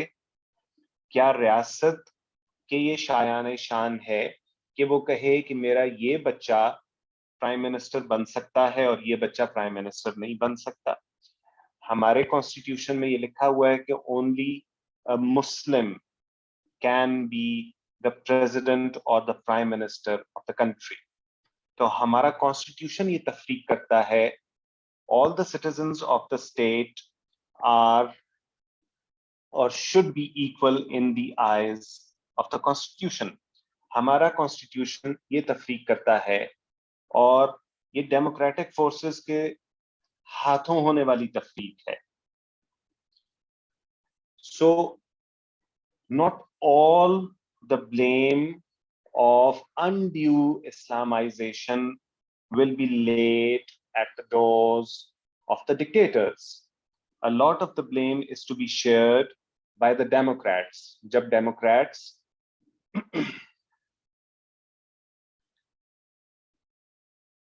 अहमदीज को नॉन मुस्लिम्स डिक्लेयर करने के लिए डेमोक्रेट्स ने मुसलमान की डेफिनेशन भी दी. हमारे कॉन्स्टिट्यूशन ने बताया कि मुसलमान फलां फलां है. तो मुसलमान की डेफिनेशन क्या ये परव्यू बनता है? आई थिंक ये रियासतों का परव्यू नहीं होता. रियासतों का परव्यू नहीं होना चाहिए कि वो बताए. एक ऐसे कॉन्स्टिट्यूशन में जो शुरू में ही कह रहा है कि सिर्फ मुसलमान प्राइम मिनिस्टर और प्रेसिडेंट हो सकता है, ऐसे कॉन्स्टिट्यूशन में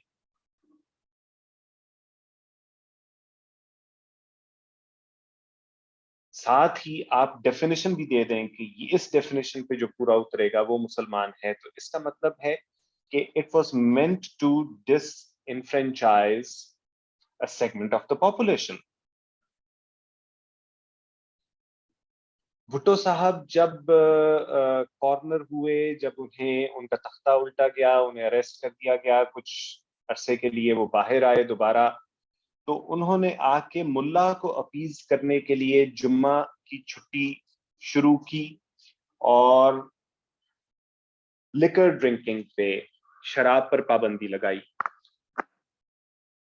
इससे पहले शराब पर इस मुल्क में पाबंदी नहीं थी और स्पेशली हमारी मिलिट्री मेसेज में it was readily available and served.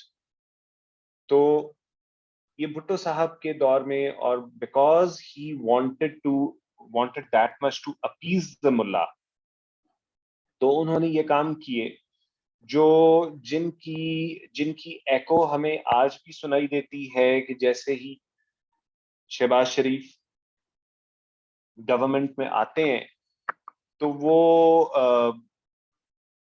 उनको Saturday has to be a working day. یہ تب سے تھا کہ جب سیٹرڈے اور Sunday both were working days, لیکن جمعہ was non working day, جمعہ was off.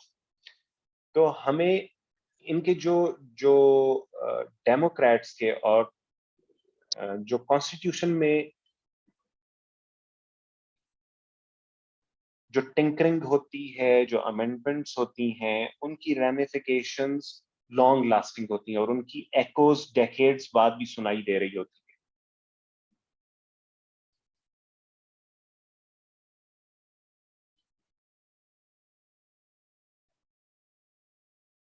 Council of Islamic ideology ہے، آبجیکٹیوز ریزولوشن ہے، فیڈرل شریعت کورٹ ہے. ابھی آپ کو پتا ہے کہ ایک رویت ہلال کمیٹی ہے جو رویت یعنی وہ جب تک ود دا نیکڈ آئی چاند دیکھ نہیں لیں گے، نیکڈ آئی بھی نہیں، وہ تو ہوتی تو ٹیلیسکوپس ہیں جن کے ذریعے وہ دیکھ رہے ہوتے ہیں، لیکن جب تک وہ ود نیکڈ آئی نہیں دیکھ لیں گے وہ تب تک، حالانکہ as far back as 1980s ہمیں یو کے والوں نے، انگلینڈ والوں نے کہا تھا کہ ہم آپ کو اگلے 100 سال کا کیلنڈر بنا دیتے ہیں اور اس میں اگلے 100 سال کے 1200 چاند، 12 مہینے جو ہیں، ہر اس میں چاند کس علاقے میں کتنی دیر، birth of the moon on a particular evening, وہ کتنی دیر کے لیے ہوگی اور کس الٹیٹیوڈ سے وہ دیکھا جا سکے گا. 1980s میں ہمیں یو کے سائنٹسٹ کی طرف سے آفر آئی تھی کہ get rid of it, and it is 40 years later. ابھی 40 years later ہم لوگ ابھی بھی ملک میں 2-2 3-3 عیدوں کی نمازیں پڑھ رہے ہوتے ہیں، حالانکہ کتنے منٹس کے لیے، کتنے سیکنڈز کے لیے برتھ آف مون ہونی ہے اور کس الٹیٹیوڈ پر وہ ویزیبل ہوگا ود اے نیکڈ آئی، یا ہوگا یا نہیں ہوگا. It is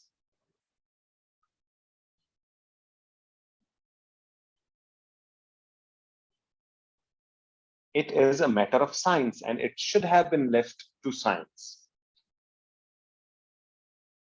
بہت سارے یہ ٹاپک آج اٹھانے کی ایک وجہ، ابھی پچھلے دنوں آپ نے پڑھا ہوگا کہ فیڈرل شریعت کورٹ کی طرف سے ربا یا انٹرسٹ پر ایک ججمنٹ آئی ہے 2002 سے، وہ for the last 20 years.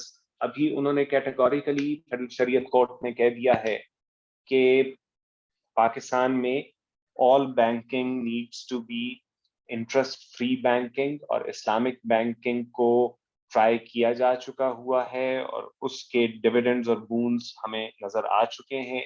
This is what needs to be done and all banking should be interest free in the country. This is a judgment coming from one of the highest courts of the land in the 21st century. 21st century میں یہ judgment آ رہی ہے جو century ہی globalisation کی century تھی. پچھلے 30-40 سال globalisation کے 30-40 years تھے. اس میں یہ ججمنٹ آ رہی ہے as if we have to، اگر ہم یہ فرض کر بھی لیں کہ ٹھیک ہے for our purposes, for internal economy, interest free banking can deliver، اگر ہم یہ فرض کر بھی لیں، میں ویسے یہ نہیں مانتا لیکن چلو فرض کر لیتے ہیں، تو how are you going to conduct business with the rest of the world؟ IMF کو کہو گے کہ نہیں آپ نے پیسے تو دے دیے ہیں لیکن اس پہ انٹرسٹ پیمنٹ نہیں ہو سکتی، we are Muslims. How are you going to manage that؟ تو it is not possible. لیکن اس کے علاوہ بہت سارے فیصلے آئے، اس میں سے ایک فیصلہ جو مجھے بڑا انٹرسٹنگ لگا، خیر ان کے کافی سارے فیصلے بڑے انٹرسٹنگ ہوتے ہیں. ایک فیصلہ جو 1980s میں جب فیڈرل شریعت کورٹ بنائی گئی تھی تو انہوں نے یہ ڈیسیژن دے دیا کہ سٹوننگ، زنا کی صورت میں، ایڈلٹری کی صورت میں سنگسار ہونے کی سزا اسلام میں اسلام کے قوانین کے مطابق نہیں ہے. انہوں نے کہا کہ this is not according to the Islamic injunctions. اور جنرل ضیاء اس لیے اس نے فیڈرل شریعت کوڈ کی داغ بیل ڈالی تھی کہ وہ اس کو لیجٹمیسی دے, اور اس کا mode with an iron hand rule کرنے کا تھا, کیونکہ بھٹو لورز, بھٹو کے جالے قابو میں نہیں آ رہے تھے. تو he had to unleash reign of terror. اور دوسری طرف ایک انلائٹنڈ شریعت کورٹ یہ بتا رہی تھی کہ سٹوننگ کی سزا نہیں دی جا سکتی اڈلٹری کا زنا کا ایلیگیشن ثابت ہونے کے بعد اڈلٹری کی سزا اسلامک سزا نہیں ہے. تو جنرل ضیاء نے وہ جو کانسٹیٹیوشن تھی, جو کمپوزیشن آف شریعت کورٹ ہے, وہی 6-7 ججز کو, یہ مجھے ایگزیکٹلی نہیں پتا یاد ابھی, کہ اس نے کافی سارے ججز کو اس نے فارغ کیا. ایک نئی کمپوزیشن آف فیڈرل شریعت کورٹ بنی, جس نے پھر سمجھایا, اس نے اب ریورس کر دیا وہ پہلی ججمنٹ, اور اس نے بتایا کہ یہ عین اسلام کے مطابق ہے سٹوننگ. اسی طرح ڈی این اے کی admissibility as the primary, D N A analysis as the primary evidence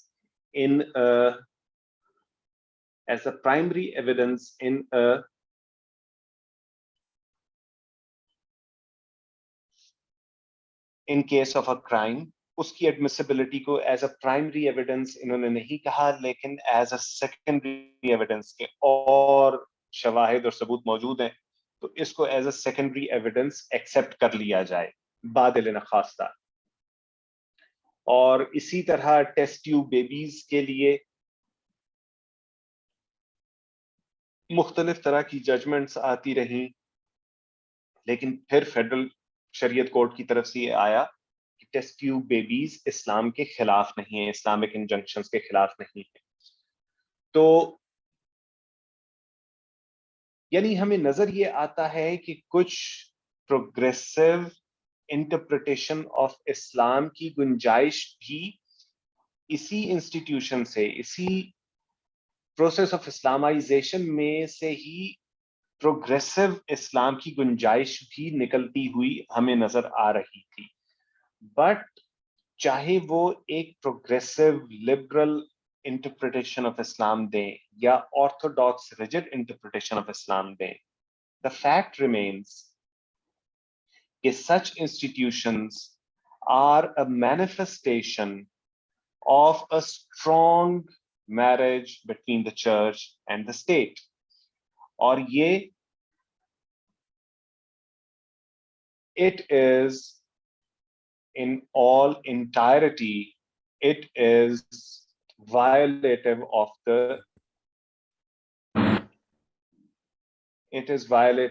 the notion of secularism.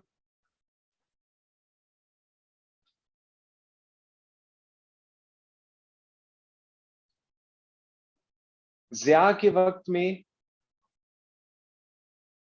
جو ویو آف اسلامائزیشن تھی, آپ لوگوں کو میں نے یٹ اگین, جس طرح میں ہمیشہ ہر کلاس میں بتاتا ہوں کہ آپ لوگوں نے this is just the tip of the iceberg, موٹی موٹی چند ایک باتیں بتائی ہیں. There are a lot of finer details جن کے بارے میں آپ لوگوں نے پڑھنا ہے, برین اسٹارمنگ کرنی ہے, اور اس ٹاپک کو پریپیئر کرنا. This is an important topic current affairs کے لیے بھی اینڈ ایسے کے لیے بھی. کسی نہ کسی اینگل سے اس کا ڈیٹا آپ کو ہیلپ فل ہوگا. ضیاء دور میں جو اسلامائزیشن کا پروسیس تھا وہ سپیڈ اپ ہوتا ہمیں ایک تو بروٹل ڈکٹیٹر, جس کو ڈکٹیٹرز, یہ جو لیجٹمیسی کرائسس کی میں نے بات کی ہے, اس کو ڈکٹیٹرز پیرانویا بھی کہا جاتا ہے. ڈکٹیٹرز کا خوف ایک بہت حد سے بڑا ہوا خوف ہوتا ہے, پیرانوئڈ ہوتے ہیں ڈکٹیٹرز کہ لوگ ان کو چیر پھاڑ کھائیں گے, लोग उनकी इज्जत नहीं करेंगे जब वो पावर से बाहर होंगे। तो एक डिक्टेटर पैरानोया जरूर था जिसकी वजह से Zia unleashed this programme of Islamisation, लेकिन एक और फैक्टर भी था और वो था 79 का इरानियन रेवोल्यूशन। ईरान में रेवोल्यूशन आ चुका था और एक रिलीजियस रेवोल्यूशन आया था। इवेंट्स जो इतने प्रोफाउंड होते हैं वो अपने रिपल इफेक्ट्स की वजह से भी पहचाने जाते हैं। रिपल इफेक्ट्स एक जगह पर हो, अरब स्प्रिंग, एक हुकूमत गिरती है और दूसरी और तीसरी और चौथी, like a house of cards, वो गवर्नमेंट्स गिरती हैं, ये उनके रिपल इफेक्ट्स भी हुआ करते हैं। लेकिन जो इरानियन रेवोल्यूशन था उसकी खास बात ये थी कि वो एंटी अमेरिकन रेवोल्यूशन भी था और यहाँ पर अमेरिका को ईरान के बॉर्डर पर अब अफगानिस्तान को मैनेज करने के लिए भी और ईरान को काउंटर करने के लिए भी एक नए शिद्दत पसंद ब्रांड ऑफ इस्लाम की जरूरत थी। And that is what made things much easier for General Zia. General Zia के वक्त में, क्योंकि he would have loved, because of dictator's paranoia, he would have loved to go ahead with the Islamization process, or it was made easier by the Iranian Revolution and its ripple effects, and the fact that the Iranian Revolution was largely an, or at least outwardly, an anti-American revolution. तो America को उसके counter को यहाँ support करना, उसके लिए एक dictator बैठा हुआ था, तो every piece of the puzzle was falling into place for General Zia.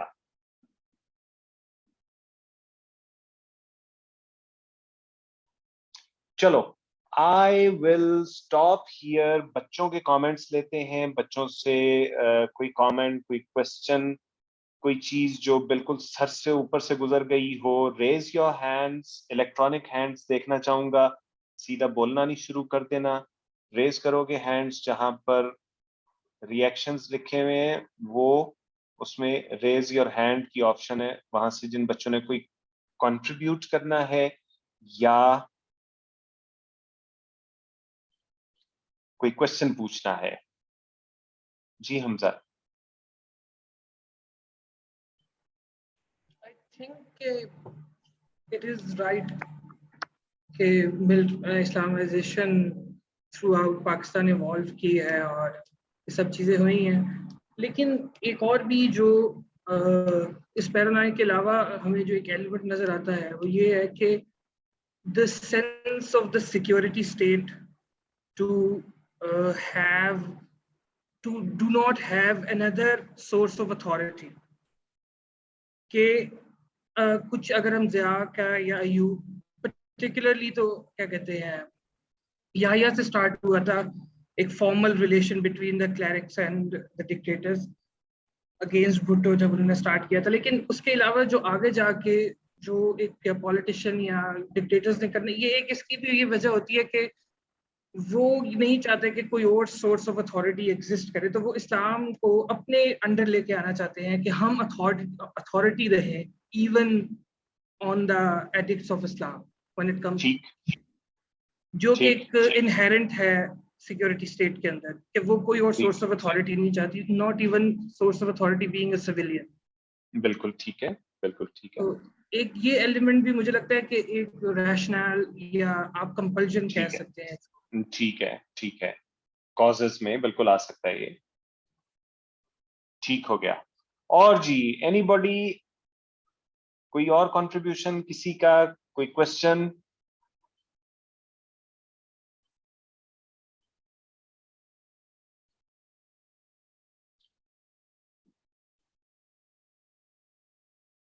जी फरिया। سر میرا کوشچن اس سے ہے، جو آج کا پہلا ایڈیٹوریل تھا نا کہ الیکشنز جو ہیں وہ، تو میں نے یہ پوچھنا تھا الیکشنز کیا ایسا پاسبل ہے کہ وہ پہلے ہو جائیں؟ جس طرح کا اب کرائسس ہوا ہوا ہے، اتنا زیادہ پولیٹیکل کرائسس ہے، کیا اس سے بچنے کے لیے یہ پہلے الیکشن ہو سکتے ہیں؟ چاہتی کیا ہو کیونکہ یا نہ ہو مجھے یہ بتاؤ. سر میں تو چاہتی ہوں ہو جائے. سر جب سے میں نے اپنی پریپریشن سٹارٹ کی ہے نا، بس تب سے میں یہ ایڈیٹوریل پڑھتی آ رہی ہوں، ختم ہونے کا نام ہی نہیں لے رہے. ٹھیک ہے تو ایڈیٹوریل تو آتے رہیں گے، اور پاکستان اللہ کرے گا جب آپ 20ویں گریڈ کی پاکستان کی سول سروس کی افسر ہوگی، 22ویں گریڈ کی ہوگی، تب بھی دیکھنا یہی ایڈیٹوریلز ہوں گے. میں جب آپ کے وقت میں تیاری کر رہا تھا تو یہی ایڈیٹوریلز پڑھ رہا تھا، اور میں آج 21 ایئرز ڈاؤن دا روڈ ابھی بھی وہی ایڈیٹوریلز ہیں. تو ان سے نہ گھبراؤ، ان سے پریشان ہونے کی ضرورت نہیں. الیکشنز ہو سکتے ہیں یا نہیں ہو سکتے، الیکشنز ہوں گے، لیکن اس سے پہلے یہ ایک دو کام جو الیکٹورل ریفارمز، آج بھی جو ایڈیٹوریل میں لکھا ہوا تھا کہ الیکٹورل ریفارمز میں کتنا ٹائم لگنا ہے. اب تو پارلیمنٹ تمہاری ہے، نیشنل اسمبلی تمہاری ہے، اوپر بھی سینٹ میں بھی تمہاری میجورٹی ہے، تو کر دو اس پہ ایک کمیٹی بٹھاؤ، اور جو ریفارم کرنی ہے وہ ود ان اے منتھ ہو سکتی ہے، اس کے لیے 4-5 مہینے کی کیا ضرورت ہے. اور جو نیب لا میں جو ترمیم ہے وہ یہ دو چیزیں کہی ہوئی ہیں نا انہوں نے کہ NAB needs to be cut to size, اور اس کے ساتھ جو الیکٹورل ریفارمز ہیں، ایڈیٹوریل میں یہ دو باتیں کہی ہوئی کہ اس کے بعد گورنمنٹ الیکشن کروانا چاہے گی. تو یہ دونوں کام اتنے لمبے نہیں ہیں کہ 4-5 مہینے چاہیے ہوں، ایڈیٹوریل میں یہ کہا ہوا تھا. لیکن جس چیز کو شاید ابھی بھی یہ ایڈیٹوریل بھی مس کر رہا ہے وہ یہ ہے کہ ہمارے ہاں ٹھیک ہے کہ یہ اپوزیشن تو ساری ریزائن کر چکی ہوئی ہے، پی ٹی آئی ساری ریزائن کر چکی ہوئی ہے، لیکن اس کے باوجود جو دیر آر ادر فورسز جو ہماری جو اصل پاورز دیٹ بھی ہیں، جہاں پر بہت سارے فیصلے کیے جاتے ہیں. آج ہم وہ بل پاس کروانا چاہیں، آپ کو پتہ لگے گا کہ 10-15 خام خواہ ہی ممبرز آف نیشنل اسمبلی، وہ پتہ نہیں کیا وجہ ہوئی کہ انہوں نے کہا جی کہ ہم نے تو اس کے حق میں ووٹ نہیں دینا. تو دیر آر ادر فیکٹرز. ہمارا پولیٹیکل سسٹم اتنا سمپل نہیں ہے جو دنیا کے معیارات پر ڈیلیور کر سکتا ہو. آئی تھنک الیکشنز میرا خیال ہے کہ اسی سال ہو جائیں گے، لیکن اس سے پہلے الیکٹورل ریفارمز ابھی it is way too early. یہ کہنا کہ جی یہ اپوزیشن تو ہے نہیں تو آپ کو ریفارم چینج نہیں کرنی چاہیے، تو اس کا جواب بھی اس ایڈیٹوریل میں دیا ہوا تھا.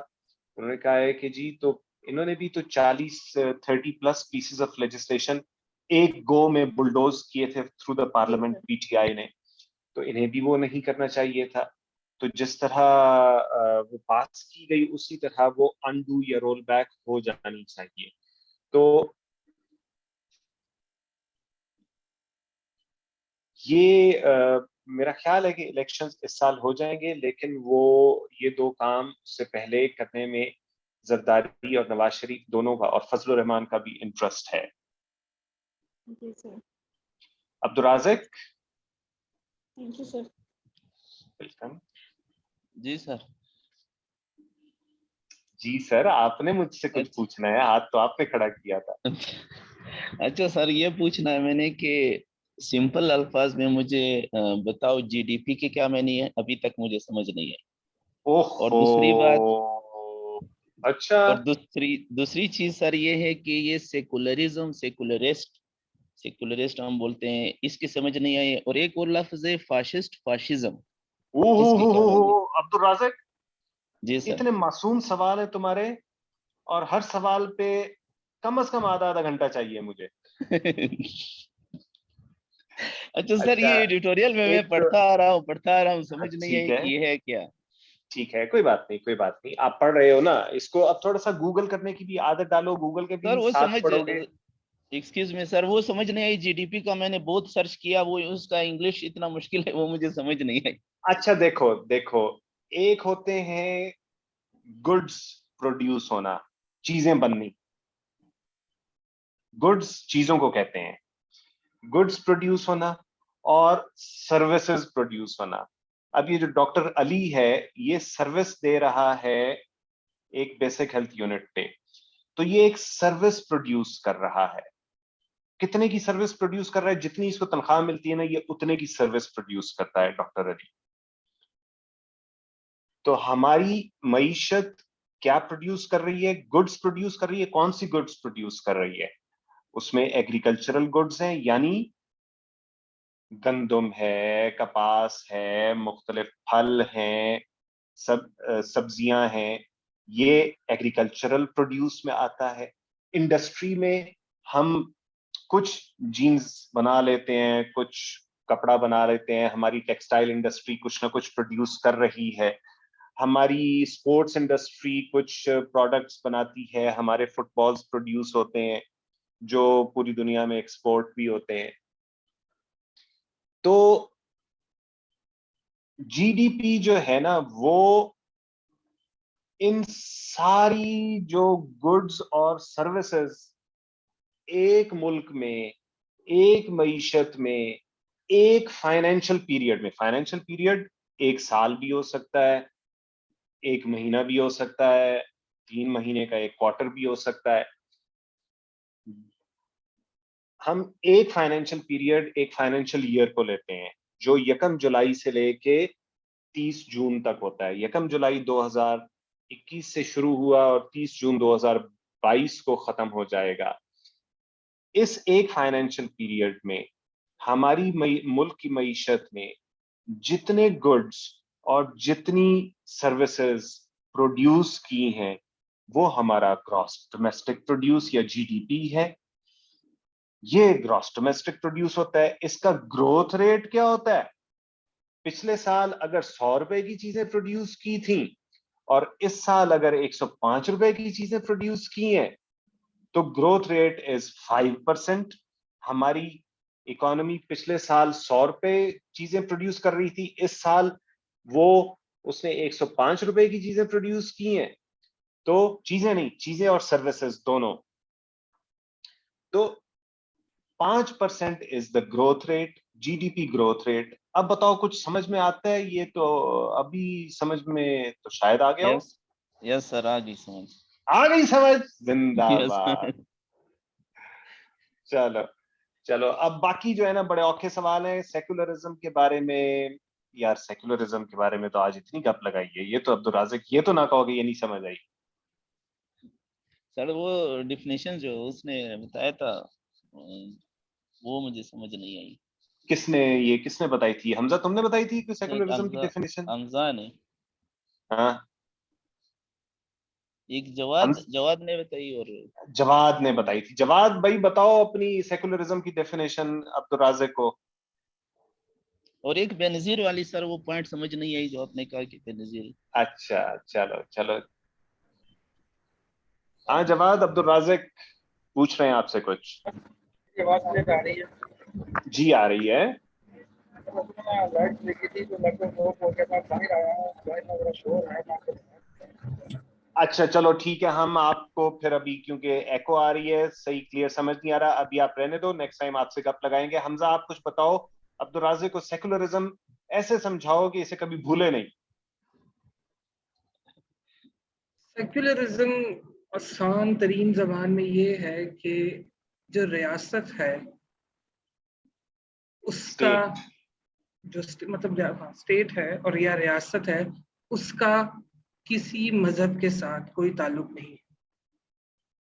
रियासत का कोई मजहब नहीं होता, बस ये जो हो गई। हर किसी का मजहब, जो दूसरे मजाहिब में प्रैक्टिस करते हैं अपने मजहब को, उसको पूरा फ्रीडम देती है, लेकिन पार्टी किसी मजहब के साथ नहीं बनती। वो ये नहीं कभी कहती कि मेरा मजहब ये है या मेरा एक सर्टन एक स्पेसिफिक मजहब है। इस सिंपल ये है सेक्युलरिज्म। اور اگر یہ انسانوں پہ اپلائی ہوتا ہے تو وہ انسان بھی یہی سوچتا ہے, چاہے وہ اپنی پرسنل زندگی میں جتنا زیادہ ریلیجس ہو, جتنا زیادہ مذہبی ہو, وہ پولیٹیکلی جب سوچے گا تو وہ اسی طرح سوچے گا کہ اس کا کسی مذہب کے ساتھ پولیٹیکلی کوئی افیلیشن.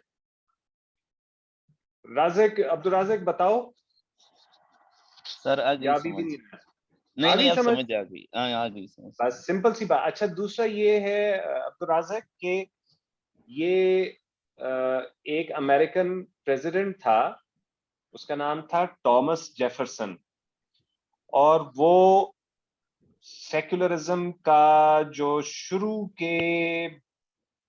بہت شروع میں جن لوگوں نے سیکولرزم کے بارے میں بات کی تھی, وہ بہت بڑا ایڈوکیٹ تھا. وہ کہتا تھا کہ ریاست اور مذہب کا کوئی تعلق نہیں ہونا چاہیے, اور ریاست کو مذہب کے معاملات میں اور مذہب کو ریاست کے معاملات میں نہیں گھسانا چاہیے. اور وہ کہتا کس وجہ سے تھا, یہ آپ لوگوں کے لیے انٹرسٹنگ ہوگا, جو بچے پہلے سن چکے ہیں انہیں یاد ہوگا. وہ کہتا اس لیے تھا کہ وہ مذہب کو ریاست کی بدماشیوں سے بچانا چاہتا تھا.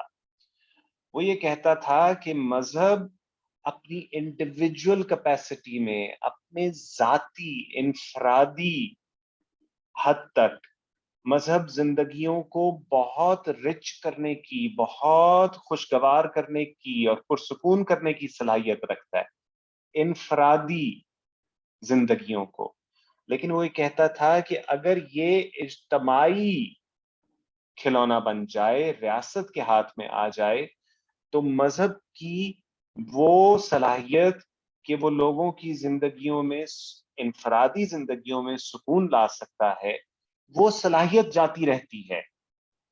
تو لوگ یہ سمجھتے ہیں کہ جو سیکولرزم کی بات کرتے ہیں وہ یہ بات کر رہے ہیں کہ شاید مذہب کی وجہ سے ریاست کو نقصان پہنچے گا.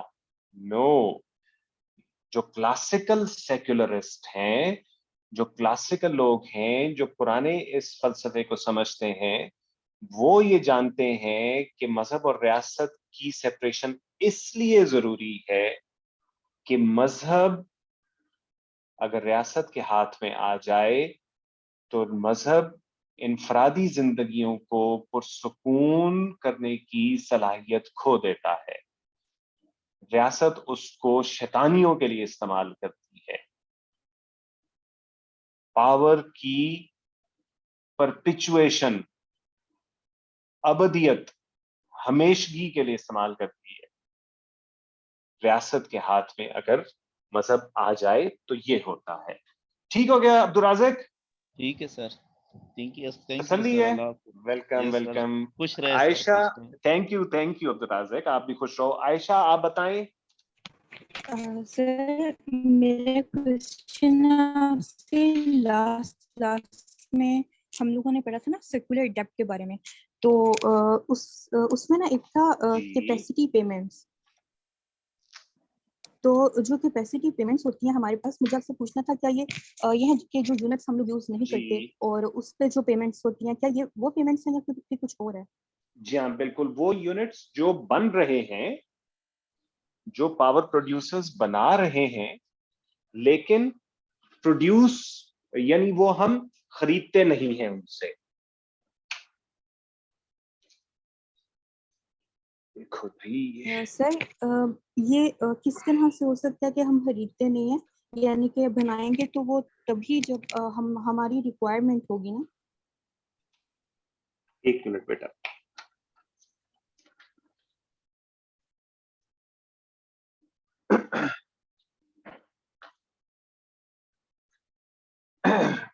جو پاور پروڈیوسرز آتے ہیں, جو کہیں پر بھی پاور جنریشن کے سیٹ اپ لگاتے ہیں, وہ ان کی مشینری کی ایک کیپیسٹی ہوتی ہے کہ وہ اتنے میگا واٹ بجلی میکسیمم پروڈیوس کر سکتی ہے. تو انہیں کہا جاتا ہے کہ ہمیں جو پیک ڈیمانڈ ہے وہ ہے ہماری اس جو آپ پلانٹ لگا رہے ہیں اس سے ہمیں 100 میگا واٹس چاہیے. تو وہ 100 میگا واٹس والی 105 110 میگا واٹس والا پلانٹ لگا دیتے ہیں. پھر سردیاں آتی ہیں تو ہم انہیں کہتے ہیں کہ بھئی سردیوں میں تو ہمیں صرف 50 میگا واٹ چاہیے, اب ہمیں 100 نہیں چاہیے, تم اپنا. لیکن انہوں نے تو آپ کے کہنے پر ہی انہوں نے 100 والا پلانٹ وہاں لگایا ہوا ہے, ان کی انویسٹمنٹ ہو چکی ہے. تو وہ شروع میں ہی آپ کو کہتے ہیں کہ بھائی جب پیک منتھس نہیں ہوں گے, سردیاں ہوں گی, جب آپ کی ریکوائرمنٹ کم ہو جائے گی, تو بھی آپ ہمیں 60% 65% آف آور کیپیسٹی, ٹھیک ہے آپ ہمیں 100 میگا واٹس کا پے نہ کرو, لیکن 60-65 کا ہم آپ سے لازمن دیں گے. This is what is meant by capacity payments. سمجھ آئیے یا دوبارہ بتاؤں؟ دوبارہ جی بتا سر دوں گا اگر تھینک نہیں یو سو سمجھ آئی. مچ سر, مجھے سمجھ آ گئی ہے. چلو شاباش. چلو لیکن جی سر ہاں جی ایکسکیوز می سر, اس کا نا ایک اور کنسیپٹ بھی ہے سرکولر فوزیہ ڈیٹ کا. ناصر آپ کون ہو؟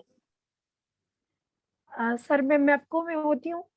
اچھا جی ٹھیک ہے, آپ کا کیا کوالیفیکیشن ہے؟ MSc accounting and finance. اچھا, اور آپ کب سے میری کلاس میں ہو؟ سر پریویس لیکچر میں نے آپ کا نہیں لیا تھا, اور میں آپ کے تقریباً 6 to 7 لیکچرز لے چکی ہوں. آلرائٹ, ٹھیک ہو گیا. چلو اب بتاؤ کیا بتانا چاہ رہی ہو؟ سر اس میں یہ بتانا چاہ رہی ہوں کہ مطلب جس طرح سے جب گورنمنٹ ایک سبسڈی اناؤنس کر دیتی ہے, اور مطلب میپکو کو یا لگا لے ہوں آل اوور دا واپڈا کو, تو واپڈا کو وہ اس بل کے اندر وہ سبسڈی دینی ہوتی ہے, اور ہم دینا سٹارٹ کر دیتے ہیں جس دن سے یہ اناؤنس ہوتی ہے. لیکن الٹیمیٹلی جو ہے نا گورنمنٹ جو ہے نا ہمیں اس کی پیمنٹ نہیں کرتی. ہم تو سبسڈی دے رہے ہیں, ہمارے یونٹس جا رہے ہیں, مطلب یونٹس کی مد میں ہی جا رہا ہے نا ایک طرح سے, تو ہم سبسڈی جی پرووائڈ کر رہے ہیں جبکہ گورنمنٹ ہمیں پیمنٹ نہیں کر رہی. تو یہ سرکولر ڈیٹ کے اس میں آتا ہے. ایک تو یہ بات, اور دوسرا جس طرح سے اب گورنمنٹ کے سارے سیکٹرز ہیں, لائک ریلوے ہے, اور جو بھی جتنے بھی گورنمنٹ کے ڈپارٹمنٹس ہیں, جب وہ ہم سے یہ الیکٹریسٹی لیتے ہیں تو یہ ہمیں ٹائملی پیمنٹ نہیں کرتے. تو یہ کہتے ہیں کہ 2 مہینے رک جائیں, 3 مہینے رک جائیں, ابھی فی الحال ڈیفیسٹ میں جا رہے ہیں. تو اس طرح سے تو مطلب الٹیمیٹلی جب ہم ان کو منتھ اینڈ پہ یا مطلب آفٹر 3 months یا 6 month ان کی فوزیہ, کیلکولیشن آپ کر رہے ہوتے آج کی کلاس میں کب آئی تھیں؟ When did you join the class today? ہیں. سر میں کتنی دیر پہلے؟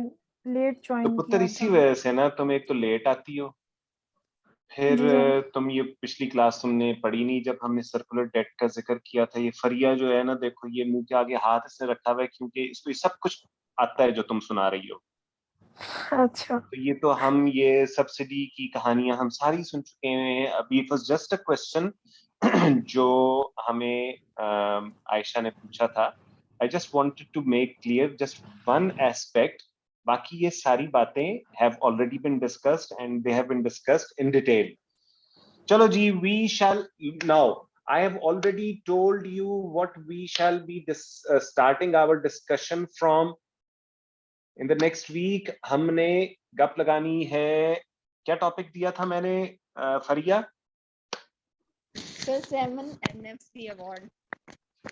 7th NFC award. NFC award کیا ہے اور اس میں فارمولا کیا ہوتا ہے, اور 7th NFC ایوارڈ کیوں سگنیفیکنٹ تھا, اور اس کے علاوہ جو آج کا ٹاپک جو ہم نے ڈسکس کیا ہے وہ ہے اسلامائزیشن سے ریلیٹڈ, پاکستان میں اسلامائزیشن کے پروسیس کا.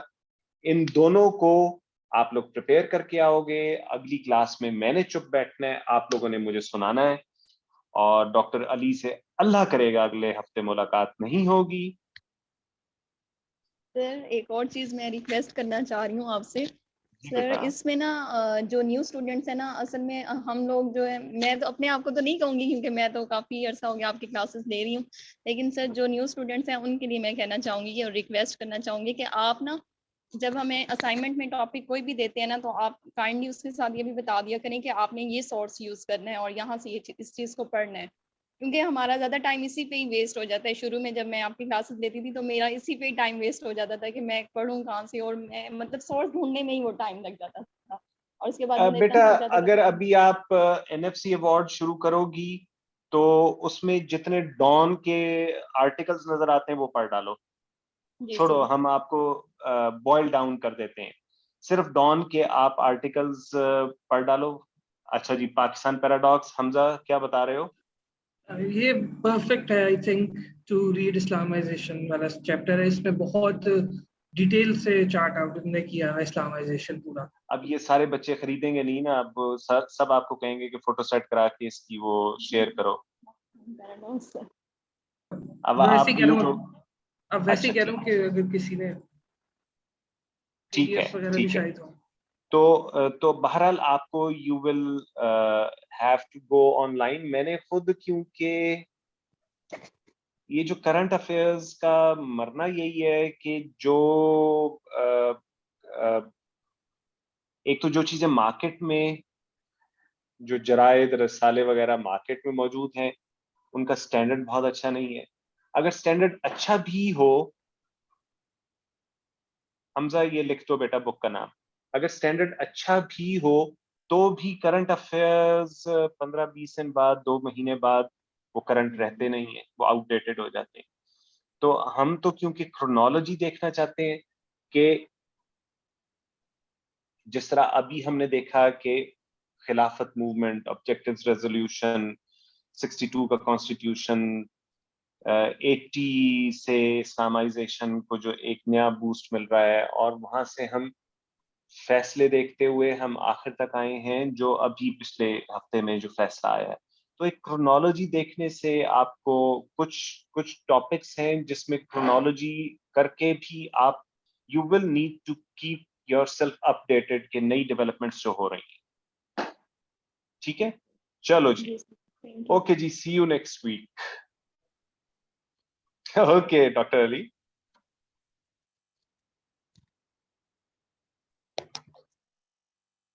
Sir, can you hear me?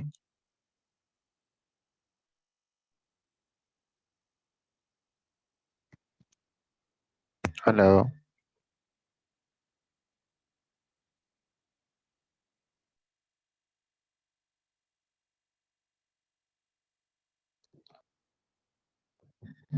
I think sir چلے گئے. سر کی کلاس اینڈ ہو چکی ہے. اچھا, مجھے نا کائنڈلی تھوڑا سا گائیڈ کیجئے آپ سب لوگ, if you don't mind and if you have a little bit time to spare for me. مجھے بس یہ ہے تھوڑا سا کمپیریزن چاہیے CSS کا MBBS کے ساتھ. مطلب ناٹ MBBS, آپ سمجھ لیں اسپیشلائزڈ اسپیشلسٹ ڈاکٹر, اس کا CSS کے ساتھ کمپیریزن. آپ کو کمپیریزن چاہیے CSS اور PMS کا, یہی پوچھنا چاہ رہی ہیں نا؟ نہیں, کیا میں CSS کا کمپیریزن چاہتا ہوں میری فیلڈ کے ساتھ. مطلب میں اسپیشلائزڈ ڈاکٹر ہوں اگر, تو مجھے اسی طرف ہی رہنا چاہیے, یا CSS کو مجھے کر لینا چاہیے جوائن, جیسے سر نے تو مجھے بالکل ہی منع کیا نا. تو سر کہتے ہیں کہ نہیں. اس کی جو مجھے میجر وجہ نظر آئی ہے, سر نے یہ کہا ہے کہ پاور کو پریز کرنا کوئی اچھی بات نہیں, اور دوسری بات سر نے یہ کہی ہے کہ CSS کے بعد ہم اتنا نہیں کما سکتے جتنا MBBS ڈاکٹر کماتا ہے. یہ تو ویسے سر نے بھی اچھا ڈیفائن کر دیا تھا, اور ویسے یہ اپنی سیٹسفیکشن ہوتی ہے بندے کی کہ وہ کہاں سیٹسفائیڈ ہے. تو اٹس اپ ٹو یو. دیکھیں پھر اگر آپ کو پاور چاہیے تو آپ اسی فیلڈ میں رہیں, پھر مطلب اس میں CSS میں آئے اگر پاور کے لیے ہے تو. اگر سرو کرنا چاہتے ہیں, ویسے تو صحیح دونوں سے میں ہی سرو ہوتا ہے, لیکن اس کے لیے ایگزیکٹلی آپ کو زیادہ اس اچھا میں ایک گائڈر کے ڈپارٹمنٹ ٹیمیں آتا ہے ہوتے ہیں. MBBS میں. کون سا جی, وہ ڈپارٹمنٹ میڈم آتا ہے؟ ہیں, ان کا نام مجھے بھول گیا. ہاں ان میڈم کا فوزیہ ڈاکٹرز ہوتی کے ہیں. پاس صرف ایک ان سے ڈپارٹمنٹ آتا ہے سرو کرنے کے لیے, اور جی جی CSS کے پاس بہت سارے ڈپارٹمنٹ ہوتے ہیں سرو کرنے کے لیے. بالکل. لیکن دونوں ڈپارٹمنٹ ہی دیکھا جائے تو MBBS میں بھی اپنا ہی ایک بندے کا مقام ہوتا ہے اور سرو کر کے جو خوشی ملتی ہے جیسے سر نے بولا ہے تو اور شاید جیسے سر کہہ رہے تھے کہ مجھے ابھی تک نہیں ہوئی تو آپ اس میں نا میڈم فوزیہ سے آپ بات کر لیں اور وہاں سر تیمور ہوتے ہیں وہ آپ کو گائیڈ کر دیں گے. Thank you. صحیح ہے چلیں شکریہ تھینک یو Yes. اللہ